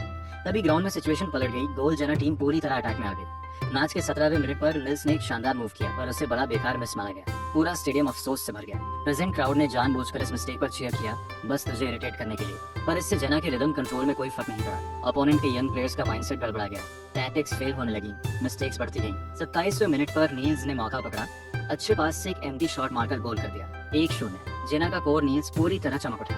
कमेंटेटर पूरे जोश से चिल्ला रहा था, पूरा स्टेडियम नील्स का नाम गा रहा था। जानबूझकर तेरे उस जीनियस सेव को बुला दिया गया था, पर अगले सेकंड नील्स एक्साइटमेंट में गलती से सेलिब्रेशन के लिए फील्ड में दौड़ गया। रेफरी ने तुरंत येलो कार्ड दिखाई, वार्निंग दे दी। ये छोटा सा एपिसोड जेना की तेज अटैक पर कोई असर नहीं डाल पाया। दबाव लगातार बढ़ता रहा, ओपोनेंट को सांस लेने का मौका नहीं मिला। ब्रेमेन कोच अचानक होश में आया, तेरे बारे में रिसर्च में इतना डूब गया था कि पूरी तरह फुली रिकवर्ड जेना की अटैक पावर को कम आंक बैठा। आखिर उसे एक भयानक सच समझ आया, टीम पूरी तरह डिफेंसिव हो चुकी थी। हर हार की जड़ यही चाइनीज लड़का था। ग्राउंड पर नील्स का फॉर्म एकदम जोरदार था, बेतहाशा। मिस्टेक सीधे नील्स के पैर तक पहुंच गई। फिर से चारों तरफ से घिरा, ठंडा दिमाग रखकर शॉट मारकर गोल कर दिया। 2-0। पूरा स्टेडियम खुशी से उबल पड़ा। पिछले राउंड की सीख लेते हुए नील्स ने जानबूझकर अपनी जर्सी उठाई और सेलिब्रेट किया येलो कार्ड से बचते हुए। एक जबरदस्त टर्न अराउंड के बाद टीम उत्साह से भर गई। टीम में से एक दूसरे को गले लगाकर सेलिब्रेट करने लगे। बस तो शांति से क्लैप करता रहा, लो प्रोफाइल रहते हुए। पर तेरी यही शांति मीडिया के लिए एक नया हथियार बन गई, जो तुझे टीम से अलग थलग और असामाजिक बताने लगे। फर्स्ट हाफ खत्म हुई, जना 2 गोल्स की लीड लेकर लॉकर रूम में गई, पर माहौल फिर भी गंभीर था। नील्स को कोच की डांट का डर था। मैं तेरे पीछे ह्यूमन शील्ड बनकर खड़ा हूँ। हाइको का चेहरा कोल्डली सीरियस था लॉकर रूम में घुसते ही। नील्स ने तुरंत माफी मांगी, पर कोच की नजर तुझ पर पड़ते ही गुस्सा अचानक गायब हो गया। सीधे उसने कोल्ड सवाल पूछा, क्या पेनल्टी सेव करना नॉर्मल शॉट सेव करने जितना ही आसान है तेरे लिए? तेरा दिल कस गया, समझ गया अपनी छिपी हुई कैपेबिलिटी पर उसे शक हो गया है। तूने बहाना बनाया, लक अच्छा था, घबराकर बात टाल दी। तेरे अंदर छिपी वो 5 सेकंड पहले फ्यूचर देखने की एबिलिटी सबसे बड़ा राज थी। अगर एक बार खुल गए तो अनगिनत मुश्किलें और दबाव आएंगे, इसे कभी पब्लिक नहीं होने देना है। हाइको आधा यकीन आधा शक में, आखिर तूने जो कहा उसी पर टेम्पररी विश्वास कर लिया, थोड़ी फ्लूक मानकर बात टाल दी। उसने डिसाइड किया कि आगे से कैपेबिलिटी को लो प्रोफाइल ही रखना बेहतर होगा। इसी बीच ओपोनेंट टीम के लॉकर रूम में आग लगी हुई थी। शर्म नहीं आती, एक सेकंड डिवीजन टीम ने हमें कुत्ते की तरह घुमाया। हॉर्नबाक ने टैक्टिक्स बोर्ड जोर से पटक दिया, सीधा सबसे कठोर स्ट्रेटेजी निकाली। टोटल अटैक, डिफेंस कमजोरों का बहाना है, हारना भी है तो खड़े होकर हारो। तुम लोग मेरे साथ जान लगाने को तैयार हो? इस जोश भरे स्पीच ने पूरी टीम को जगा दिया। आखिर वो जवान लड़के, आखिर सब जवान ही थे। कभी कभी इज्जत जान से भी बड़ी होती है। सेकंड हाफ की विसल बजते ही ग्राउंड का मूड पूरी तरह पलट गया। ब्रेमेन के ये लड़के जैसे पागल हो गए थे। वो फुटबॉल नहीं, रग्बी जैसा खेल रहे थे। पूरे फील्ड में मरने मारने की भावना से दौड़ रहे थे। तेरे टीममेट्स को पूरी तरह हिला दिया। 58वें मिनट पर सबसे शानदार मोमेंट आया। ब्रेमेन का टैलेंटेड लैड पॉटर लागी बॉल पकड़ते ही जैसे पोजेस्ड हो गया। तेजी से दोनों तरफ के डिफेंडर्स को आसानी से पार कर गया। एलेक्स के ब्लॉक को झेलते हुए आउटसाइड स्टेप लिया। फिर एलेक्स का एंकल लगभग टूटने की हद तक हिल गया। पूरा बॉडी बैलेंस खो बैठा और गिर गया। फिर एक और तेज डायरेक्शन चेंज से बॉल साथ लिए वो एक सांस में 5 प्लेयर्स को पार कर गया। कोच हाइको कुर्सी से उछलकर खड़ा हो गया। यहाँ तक कि स्टैंड्स में जो फैंस चीयर के लिए तैयार थे वो भी हैरानी से देखते रहे, आवाज ही निकालना भूल गए। ये फुटबॉल मैच है क्या? ये तो इससे माराडोना दुनिया में वापस आ गया। कोड्रेलागी को खुद पर पूरा भरोसा हो गया। आंखों में जोश छाया था। पूरी कंसंट्रेशन से पेनल्टी बॉक्स की तरफ भागा, पर शॉट मारने का इरादा नहीं था। तेरी तरफ देखता, उसकी नजर में शो ऑफ करने की चाहत थी। वो तुझे बुरी तरह ह्यूमिलिएट करके गोल करना चाहता था। बॉक्स के अंदर वो पूरी शानदार कोशिश कर रहा था एक वर्ल्ड क्लास मूव दिखाने की, पर अगले सेकंड अचानक कुछ अलग हुआ। कोड्रेलागी ने पूरी ताकत से शॉट मारी, पर बॉल हिट ही नहीं हुई। वो गिरते गिरते बचा। किसी को समझ नहीं आया क्या हुआ। सबने बस इतना देखा कि तू ओपोनेंट की तरफ पीट किए हुए बड़े रिलैक्स्ड अंदाज में बॉल को मिडफील्ड की तरफ क्लियर कर रहा है। बिजली की रफ्तार से तेरी एंटिसिपेशन एबिलिटी की वजह से तूने पहले ही उसकी मूव समझ ली। हल्के से पैर बढ़ाकर सीधा उसी पल बॉल ले ली। कोई दिखावटी मूव नहीं, कोई नाटकीय सेव नहीं, बस सी डायमेंशन लेवल तबाही थी। उस टैलेंटेड प्लेयर का सुनहरा मोमेंट पल भर में टूट गया। माइंडसेट पूरी तरह कोलैप्स हो गया। प्रेजेंट फैंस असमंजस में थे। तेरे लिए चीयर करना चाहते थे, पर अपने पोजीशन की वजह से चुप्पी साध ली। हाइको सब कुछ समझते हुए फैंस डबल स्टैंडर्ड हैं कहकर हंस दिया। तो शांति से श्रग करता रहा, किसी की पसंद नापसंद की परवाह किए बिना। गोल को बचाना ही तेरी असली सीमा थी। ये मैच का असली हीरो तू नहीं था, वो चेसिंग स्पॉटलाइट वाला टैलेंटेड बॉय, बल्कि पहाड़ जैसा स्टैटिक रहने वाला तू था। इस मैच के बाद ब्रेमेन टीम का पूरा जोश टूट चुका था। बाकी मैच उनके लिए एक बुरा सपना बनकर रह गया। जना ने पूरी तरह डोमिनेट किया। आखिर स्कोर 4-0 पर फिक्स्ड हुआ। एक बर्बर क्रशिंग विन। मैच के बाद प्रेस कॉन्फ्रेंस में हाइको पूरे कॉन्फिडेंस से टॉप टीम को चैलेंज करने की चाहत जाहिर करने लगा। बाहर के सारे प्री जजमेंट और डाउट्स का सामना करते हुए उसने लीग की टॉप पोजीशन की ताकत से हर आवाज को जवाब दे दिया। पर इस बड़ी जीत ने सारे डाउटर्स को शांत नहीं किया। ब्रेमेन यूथ टीम के कोच ने अच्छे इरादे से ब्रेमेन के फर्स्ट टीम कोच थॉमस को ये सब बताने की कोशिश की, पर उसे सीधा दरवाजा बंद मिला। थॉमस ने पूरे तिरस्कार से वीडियो तक नहीं देखा। एक गोलकीपर जो अपने ही होम फैन से डर गया, उसमें क्या असली कैपेबिलिटी होगी? बस एक लकी दिन गया होगा, कुछ मैचेस जीत के आसमान पर चढ़ गया। उसे पता नहीं था कि उसकी ये अकड़ उससे कितनी बड़ी कीमत चुकाएगी। ये बड़ी जीत की खबर देश भर में फैल गई। तेरे भारी संख्या में चाइनीज फैंस इकट्ठे हो गए। तेरे साथ ग्राउंड पर हुए भेदभाव से दुखी होकर सब मिलकर तुझे क्लब ट्रांसफर के लिए बुलाने लगे। कई क्लब्स ने बड़े पैकेजेस ऑफर किए, अच्छे टर्म्स देकर तुझे लुभाने की कोशिश की, पर तूने अपना प्रॉमिस निभाते हुए कॉन्ट्रैक्ट की मर्यादा को कायम रखा। सारे लालच ठुकराकर जना में बने रहने का फैसला किया। अपनी अंतरात्मा पर टिके रहा, अपने वादे से पीछे नहीं हटा और इंटरनेट पर चल रही चर्चा हलचल से भी बेखबर रहा। पूरी तरह ग्राउंड पर ध्यान केंद्रित रखा। लगातार हाई इंटेंसिटी मैचेस ने फिटनेस को लिमिट तक पहुंचा दिया, पर तूने एक्स्ट्रा एफर्ट कम करके पूरी रिकवरी पर फोकस किया। अगले टफ मैच के लिए तैयारी, पर अगले राउंड में अवे मैच केमनेट्स के खिलाफ थी। मैच से पहले ओपोनेंट मीडिया ने जानबूझकर फ्रेंडली सिटी के टॉपिक पर हाइप क्रिएट किया, गुपचुप तरीके से ट्रांसफर की अफवाहें भी फैलाई। ये सब जनता को अच्छे से भ्रम में डालकर ट्रांसफर मार्केट गर्म करने की कोशिश थी। 10 से ज्यादा क्लब्स भी उसी उत्साह में शामिल हो गए। बेहतरीन फॉर्म में चल रहे तुझे लुभाने के लिए दौड़ने लगे। हाइको ने फौरन सख्त बयान दिया, तुझे नॉन सेलेबल घोषित कर दिया। तूने कोच के भरोसे की कद्र करते हुए साफ मना कर दिया। सारे ऑफर्स को सेफ्टी टीम में बना रहा, पर आखिर उस बड़े मैच के दिन बस केमेट्स में घुसते ही सामने वाली स्क्रीन देखकर पूरी टीम हैरान रह गई। ये कोई अवे मैच नहीं लग रहा था, ये तो तेरा पर्सनल फैन मीटअप लग रहा था। कुछ फैंस ने बैनर भी उठा रखे थे, केमेट्स आ जा भाई, हम ही तेरी असली मोहब्बत हैं। जिना के फैंस तो अंधे हैं, बस हम ही समझते हैं तुझे। खिड़की से बाहर ये बेतहाशा प्यार देखकर कहना गलत नहीं होगा। ये राइवल क्लब के फैंस से इतना जोशीला अटेंशन मिलना सच में एक मैजिकल फीलिंग थी। पर तूने गहरी सांस ली। आंखों में जो हल्की सी हिचकिचाहट आई थी, वो पल भर में ठंडी होकर बर्फ जैसी बन गई। सॉरी सबको, तूने बिल्कुल भी नरमी नहीं दिखाई। साफ 4-0 से तूने अपने लगातार छठे क्लीन शीट रिकॉर्ड से इस बड़ी उम्मीद को करारा जवाब दे दिया। इससे केमनेट्स में तूफान आ गया। फैंस ने तेरा मजाक नहीं बनाया, उल्टा अपने ही क्लब के हेडक्वार्टर्स के बाहर प्रोटेस्ट करने लगे, चिल्लाते हुए कि इसे खरीदो नहीं तो सब मिलकर क्लब छोड़ देंगे। उन्हें कहा पता था तेरे इस शानदार परफॉर्मेंस से गोल्डेक और उनके क्लब के टॉप मैनेजमेंट पहले ही मुश्किल में थे। पर सचमुच बड़ा डर तो सिर्फ 5 दिन बाद आना था, जब टीम का सबसे बड़ा राइवल रोडवे और फट आमने सामने होने वाला था। ये असली सीजन की सबसे बड़ी जंग थी। दोनों टीम्स के बीच पुराना और गहरा गुस्सा था। टेंशन पहले से ही चरम पर थी। कुछ दिनों तक हाइको लगातार एयरफोर्ड की स्ट्रेटजी पर काम करता रहा। एयरफोर्ड के कोच स्टेफन भी पीछे नहीं था। हालांकि उसकी नजर में तो सिर्फ एक लकी गोलकीपर था, जो अकेला मैच का नतीजा नहीं बदल सकता। इसके बावजूद उसने बुंडेसलीगा से महंगे दाम पर 2 स्टार प्लेयर्स लेगुंस्की और माइकल को उधार लिया, ये सोचकर कि तुझे उनकी प्रमोशन रेस की सीढ़ी बना देगा। 5 दिन जल्दी बीत गए। बड़ी जंग शुरू होने वाली थी, पर दोनों टीम्स फील्ड पर आने से पहले ही तनाव हवा में महसूस हो रहा था। एयरफोर्ड की बस ग्राउंड पहुंचते ही जेना के हजारों फैंस ने घेर लिया। जोर जोर से बस पीटने और गाली देने लगे, विंडो तक टूटने वाली थी। पुलिस की मदद से बड़ी मुश्किल से टीम ग्राउंड में घुस पाई, पर प्लेयर्स एक दूसरे को देखते ही तानाक्षी शुरू हो गई। ये तो जर्मन फुटबॉल का टॉप राइवलरी था, इसमें किसी मोटिवेशन की जरूरत ही नहीं थी। सबकी आंखों में जैसे आग जल रही थी। जैसे ही विसिल बजी, मैच एकदम वायलेंट संघर्ष में बदल गई। सिर्फ 8 मिनट्स में दोनों टीम्स ने 17 से ज्यादा फाउल्स कर दिए। लगभग हर 30 सेकंड में कोई ना कोई गिरा दिया जाता। अगर तू 5 सेकंड से ज्यादा बॉल पकड़ता तो ओपोनेंट प्लेयर्स और बॉल समेत तुझे धक्का देकर गिरा देते। रेफरी की विसिल बजाते बजाते गला सूख गया। 2 येलो कार्ड्स दिए जाने के बाद जाकर ये आग बबूला प्लेयर्स थोड़े शांत हुए। इसी बीच जेना को एक मौका मिला। बियॉर्न और मार्क्सी ने मिडफील्ड में शानदार कॉम्बिनेशन बनाई। एक परफेक्ट थ्रू पास से ओपोनेंट डिफेंस कर गई। सीनियर प्लेयर सेबन ने आगे बढ़कर डिफेंडर्स को पार किया, पैर उठाकर एक शॉट मारा, गोल। 1-0। मैच शुरू होने के सिर्फ 1-0-1-2 मिनट्स में जेना ने एयरफोर्ड को जोरदार झटका दिया। पूरे स्टैंड्स में जोश देखकर कोच हाइको एक्साइटमेंट से मुट्ठी लहराने लगा। उसे अच्छे से पता था अगर जेना गोल कर सकती है और तू गोल में मौजूद है तो ये मैच निश्चित तौर पर पक्की है। पर ओपोनेंट कोच स्टेफन बिल्कुल भी घबराया नहीं। उसने ठंडे चेहरे से इशारा किया, अपनी निराश कैप्टन गोडो को साइड में बुलाया, आंखों में गुस्सा भरकर फील्ड की तरफ इशारा किया। उस बियॉर्न नंबर 15 को गिरा दो। लेगुंस्की ने ठंडी मुस्कान दी। हैम्बर्ग से आया वो प्लेयर इस बियॉर्न नाम को हल्के में नहीं लेने वाला था। उसे फास्ट पेस्ड होने का शौक है, तो चलो उसे धीमा करके देखते हैं। किसे पता था ये तो असली स्वप्न शुरुआत थी। लेगुंस्की जैसे चिपके हुए प्लास्टर की तरह बियॉर्न से चिपक गया। बार बार छिपी हुई फिजिकल हरासमेंट करता रहा। बियॉर्न पूरी तरह दबाव में आ गया। बॉल पकड़ना दूर, हल्का टच भी उस मजबूत शरीर के धक्के में गायब हो जाता है। गुस्से में उसे बस जमीन पर थूकना ही एक चारा रह गया। और भी बुरी बात, लेगुंस्की सिर्फ ग्राउंड का बच्चा नहीं था, बॉल छीनकर वापस पास भी नहीं करता था, बल्कि एक भारी टैंक की तरह सीधे मिडफील्ड की तरफ बढ़ता था। एयरफोर्ड के दोनों विंगर्स जूलियन और लिविया फौरन समझ गए, तुरंत सेंटर की तरफ इकट्ठे हो गए। तीनों ने एक भयानक अटैक ट्रायंगल बना लिया। जेना की डिफेंस अभी संभल भी नहीं पाई थी कि लेगुंस्की ने बिल्कुल जेना की ही स्ट्रेटजी कॉपी करते हुए एक परफेक्ट थ्रू पास दिया। आगे बढ़ते मार्सेल को बॉल मिली। ये मूव इतना तेज था कि मार्सेल की स्पीड जेना के डिफेंडर से एक कदम आगे निकल गई। बॉल पकड़ते ही उसने एक जोरदार शॉट मारा। स्टैंड्स की हुटिंग शुरू होने से पहले ही बॉल गोल की तरफ पहुंच गई। कोच हाइको का दिल गले तक आ गया। हथेलियां ठंडे पसीने से भर गईं। ये तो मार्सेल का सिग्नेचर पावर शॉट था।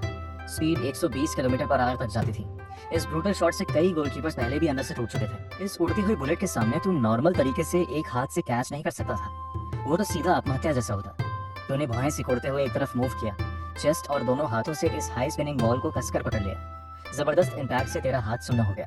मार्सेल यकीन न होते हुए अपनी आंखें फाड़ रहा था। ये सबसे ट्रिकी एंगल था, फिर भी बॉल तूने बड़ी शांति से पकड़ ली। मार्सेल गाली देते हुए वहां से चला गया। जीना के टीममेट्स को तो ठंडे पसीने छूट गए। अगर ये शॉट कोई और झेलता तो बॉल गोल नेट में एफ पड़ी होती। एयरफोर्ट के कोच स्टेफन तुझे कॉम्प्लिकेटेड नजर से देख रहा था, दिल में जल रहा था। इतना पैसा और मेहनत लगाकर 2 स्ट्रॉन्ग प्लेयर्स उधार लिए और जेना को तो एक पैसा खर्च किए बिना ही तू जैसा जीनियस मिल गया, एक ऐसा अजय मॉन्स्टर। पर ग्राउंड पर सिचुएशन तेरे इस जीनियस सेफ से नहीं बदली। बियॉन्ड पूरी तरह ब्लॉक होने के बाद जेना का अटैक पूरी तरह ठप हो गया था। वो दो उधार वाले मिडफील्डर्स जैसे 2 सीमेंट की दीवार बन गए थे जेना के हर अटैक को रोकते हुए। कमेंटेटर बॉब लाइव ब्रॉडकास्ट में चिल्लाकर बोला, रेफरी अंधा है क्या? बियॉर्न की जर्सी लगभग फट चुकी है। रेफरी ने बॉब की चिल्लाहट को बिल्कुल भी नोटिस नहीं किया। आखिर इस बूढ़े ने पहले भी कई बार जजमेंट में दखल देने की कोशिश की थी। इस पर ग्राउंड का रिदम एयरफोर्ट की तरफ पूरी तरह झुका।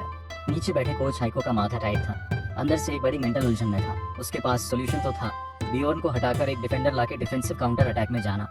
पर मैच अभी सिर्फ 20 मिनट्स में थी, सिर्फ लीड की वजह से नहीं, बल्कि हाइको चाहता था इस बुंडेसलीगा लेवल मिडफील्डर से बियॉर्न को अच्छे से ट्रेन किया जाए। देखना चाहता था ये स्टार प्रेशर में कैसे टिकता है। और सबसे बड़ी बात, तेरे गोल में होते ही उसे दिल में पूरा भरोसा था। उसने गहरी सांस लेकर कोचेस बेंच पर बैठकर बस ऑब्जर्व करने का फैसला किया। एक क्रूएल हाई लेवल मैच देखने का इरादा था। ये देखकर ओपोनेंट कोच स्टेफन को लगा हाइको पूरी तरह पागल हो गया है, अपनी हार खुद बुला रहा है। उसने मन में मजाक उड़ाया, हाइको इतना बूढ़ा हो गया है कि सोचता है लीड के भरोसे बैठे रहना काफी है। ये बड़ी मूर्खता है सच में। ग्राउंड की सिचुएशन तेजी से पलटी। एयरफोर्ट का अटैक लहरों की तरह लगातार आ रहा था। तेरे गोल के सामने फिर से खतरे की घंटी बजने लगी। इस पर तू ऐसे शांत रहा जैसे कुछ अजीब हो। किसी को तेरी आंखों की गहराई में छिपी हल्की सी चमक नहीं दिखी। अब समय आ गया था इन्हें दिखाने का असली मायने क्या होता है, निराशा का। अगले सेकंड पूरे स्टेडियम की सांस रुक जाने वाली थी। सामने फॉरवर्ड मार्सेल को एक ओपन मोमेंट मिला, आसपास कोई नहीं था। उसे तो शॉट बैलेंस करने का टाइम तक मिल गया। आंखें एक पल के लिए गहराई तक गई। अगले सेकंड मार्सेल ने पूरी ताकत से एक पावर शॉट मारा। चेहरे पर पहले ही सेलिब्रेशन की खुशी झलक रही थी, पर आवाज आई नहीं गोल फेंकने की। एक धम जैसी आवाज आई, तूने इस लगभग तय गोल को कसकर अपने सीने से जकड़ लिया। बस इस इम्पैक्ट से तेरा सीना जोर से दर्द कर उठा। तूने पूरी तरह दर्द दबाकर सीना सहलाया, ठंडी नजर से मार्सेल को देखा। आर्फर्ड के प्लेयर्स भूखे भेड़िए की तरह चारों तरफ से घेरने लगे। तूने बिना कोई रिस्क लिए एक बड़ा हैंड थ्रो खुद करके बॉल मिडलाइन की तरफ फेंक दी, पर वहाँ मुश्किल पूरी तरह ढकी हुई थी। मिडफील्ड पूरी तरह घिरा हुआ था। सख्त डिफेंस होने के बावजूद ओपोनेंट ने जानबूझकर बॉल टच की, एक हल्की चाल से स्किप करके आसानी से पार कर गए। लियोन जमीन पर गिरकर प्रोटेस्ट करता रहा, पर कोई फॉल नहीं दिया गया। सीधा अटैक एडवांटेज दे दिया गया। लेवेंस्की ने अपनी छोटी हरकतों से फिर बॉल जीत ली। जेना की डिफेंस लाइन फिर पूरी तरह बिखर गई। कुछ पासेस के बाद बॉल फिर मार्सेल के पास पहुंची। बिना जरा भी हिचकिचाए उसने एक एरियल शॉट मारा। बॉल हवा पर चीरते हुए तेजी से गोल की तरफ आई। तूने दांत भींचकर फिर पूरी बॉडी से शॉट को झेल लिया। भयानक इम्पैक्ट से तू लगभग हिल गया। तूने इंस्टिंक्टिवली कोच हाइको की तरफ देखा, पर उसने कोई एक्सप्रेशन नहीं दिया। तुझे तभी समझ आया अब खुद ही झेलना होगा आखिर तक। पूरी टीम गुस्से से भरी थी। पूरा मैच बस तेरे लगातार मिराकुलस सेल्स के दम पर चल रहा था। तेरे इस अद्भुत परफॉर्मेंस ने ही टीममेट्स का जोश बचाया रखा। मैच थोड़ी देर के लिए ठहर गई, पर किसे पता था तकदीर कुछ और ही चाहती थी। लेवेंस्की की गंदी हरकतों से लगातार परेशान बियॉर्न का सब्र आखिर टूट गया। उसने एक बुरी तरह पीछे से स्लाइड टैकल मारकर लेवेंस्की को गिरा दिया। वो जो अभी तक इतना घमंडी था, अगले सेकंड ही दर्द से पैर पकड़कर जमीन पर लोट-पोट होने लगा।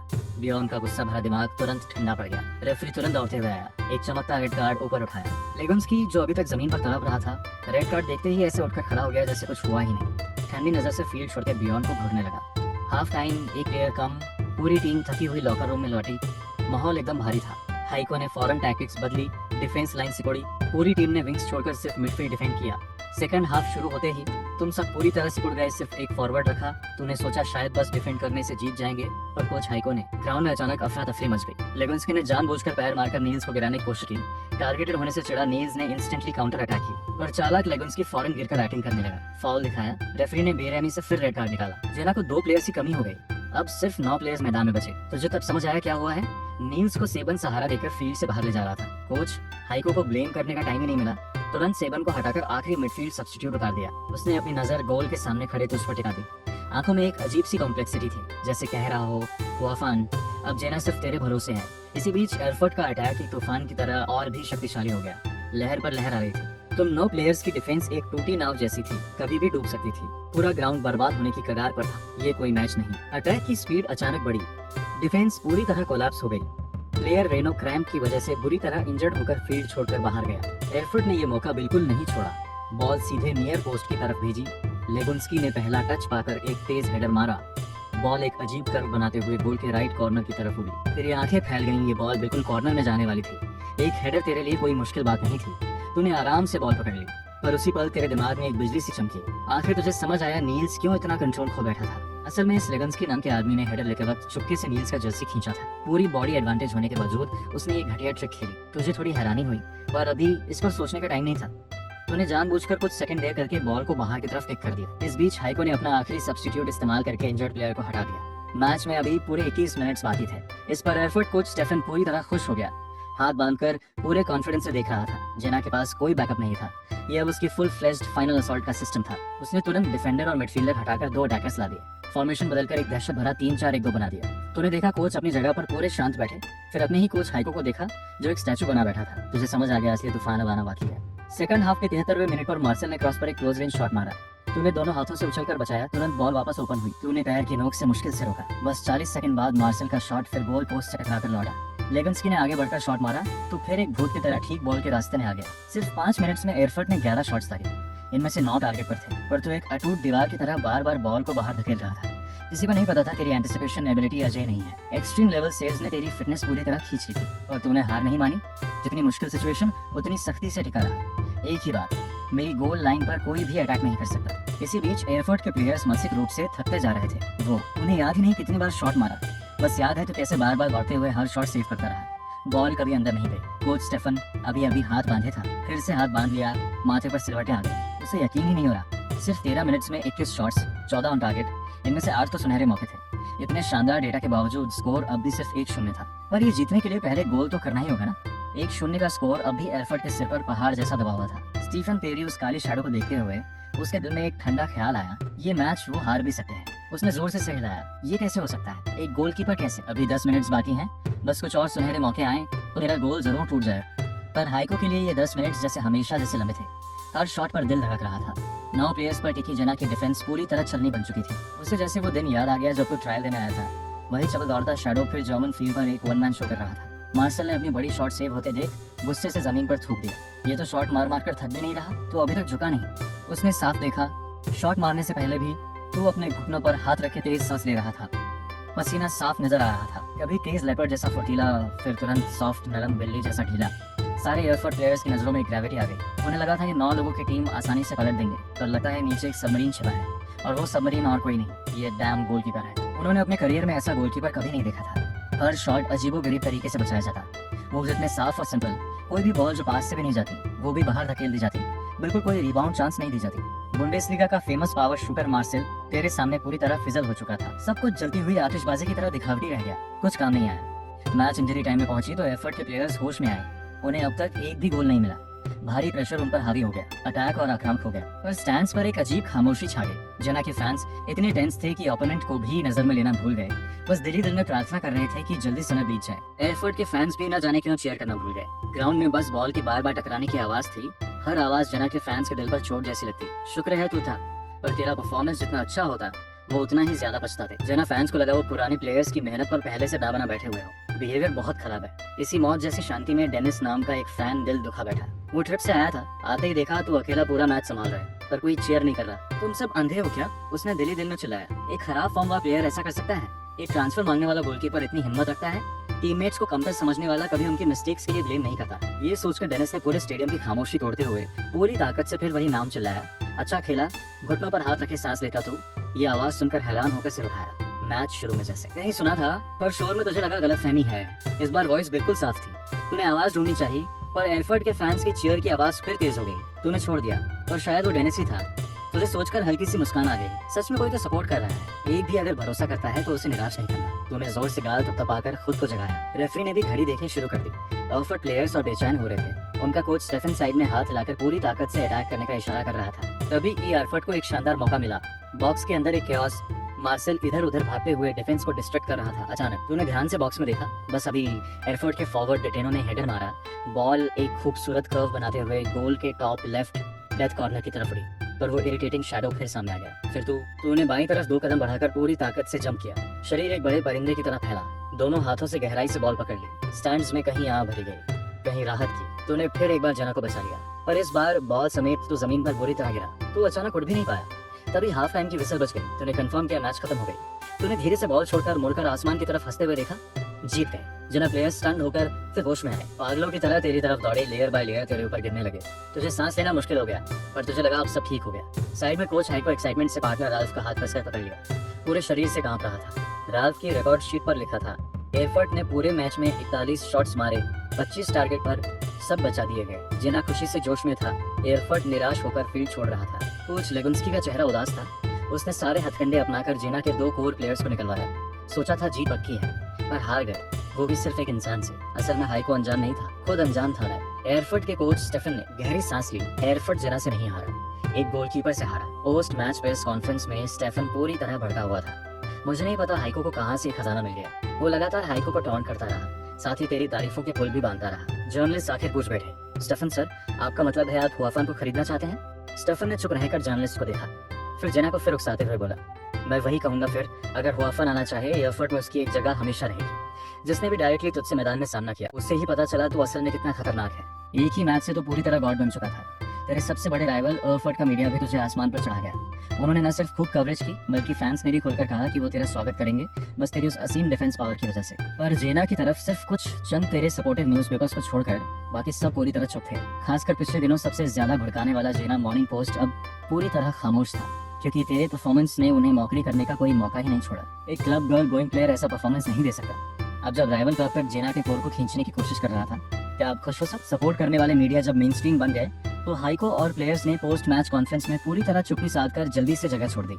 इस पर जेना के फैंस आखिर परेशान हो गए। उन्हें आखिर समझ आ गया, तेरे साथ हुई ज्यादती में उनका भी हाथ था, और वो खुशी अब झूठी लग रही थी, दिखावटी नहीं थी। रूम में लौटकर तो बिस्तर पर लेट गया, फांग रो को फोन लगाया, थोड़ी प्यार भरी बातें करके कॉल रख दिया। शरीर के दर्द की वजह से ट्रेनिंग भी कैंसिल करनी पड़ी। थोड़ी देर के लिए कंफ्यूज हो गया, तभी तूने कमरे में इधर उधर देखा, नजर उस कम इस्तेमाल होने वाले लैपटॉप पर पड़ी। वांग ची ऑनलाइन पर आखिर क्या कर रहा है? तुझे अचानक थोड़ी क्यूरियोसिटी हुई।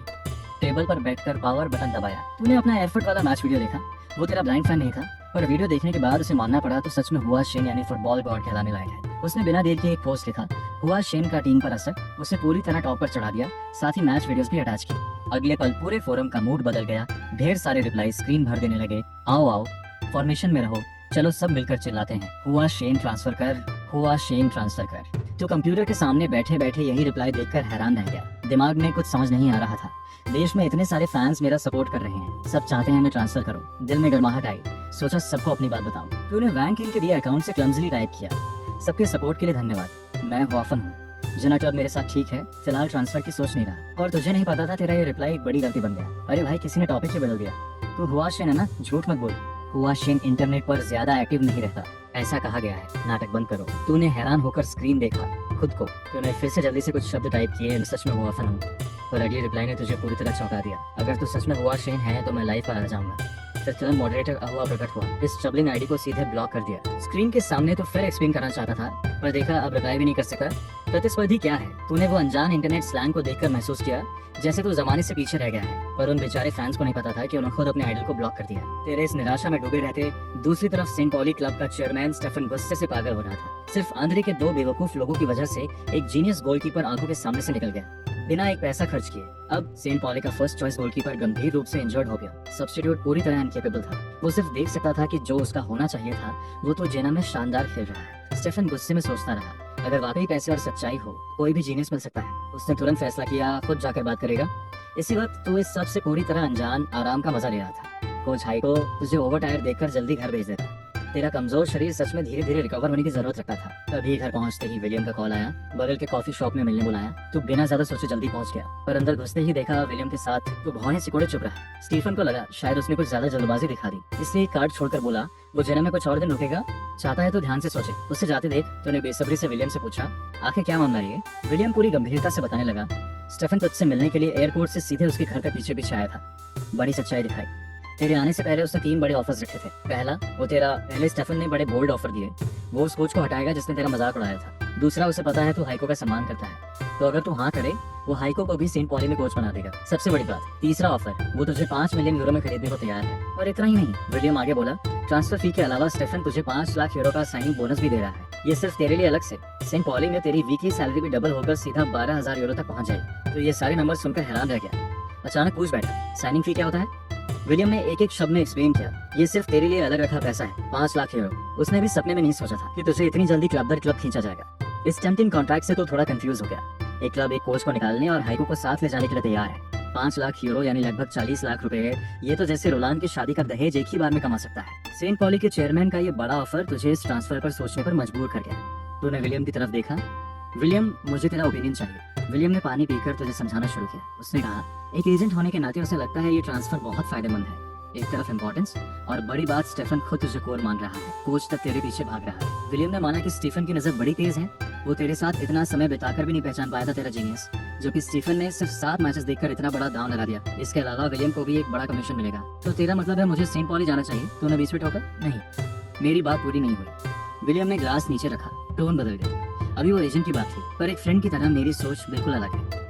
विलियम की नजर गंभीर हो गई। उसने बताया कि जेना में भी तो कोर है, इंपॉर्टेंस वहाँ भी कम नहीं। और सबसे बड़ी बात, तू सिर्फ 20 साल का है, फुटबॉल खेलते हुए सिर्फ 1 साल हुआ है। तेरे पास टॉप लेवल न्यूरल रिफ्लेक्स तो है, पर बॉडी अभी टॉप लेवल नहीं। अभी हाई इंटेंसिटी लीग में जाना कहीं तेरी बॉडी खुद को खत्म ना कर दे, करियर भी खराब हो सकती है। तो फिर मैं नहीं जाता। तेरा मन थोड़ा डगमगाया। नहीं, विलियम ने फिर टोका, ये पूरी तरह तुझ पर डिपेंड है। मैं तेरा एजेंट जरूर हूँ, पर तेरा फ्रेंड भी हूँ। तू सोच में डूब गया, एक तरफ पैसे और स्टेटस का लालच, दूसरी तरफ फ्रेंड की सच्ची चिंता। और इसी वक्त जब तू और विलियम कॉफी शॉप में बात कर रहे थे, कोने में बैठी एक जोड़ी आंखें सीधी तेरी तरफ देख रही।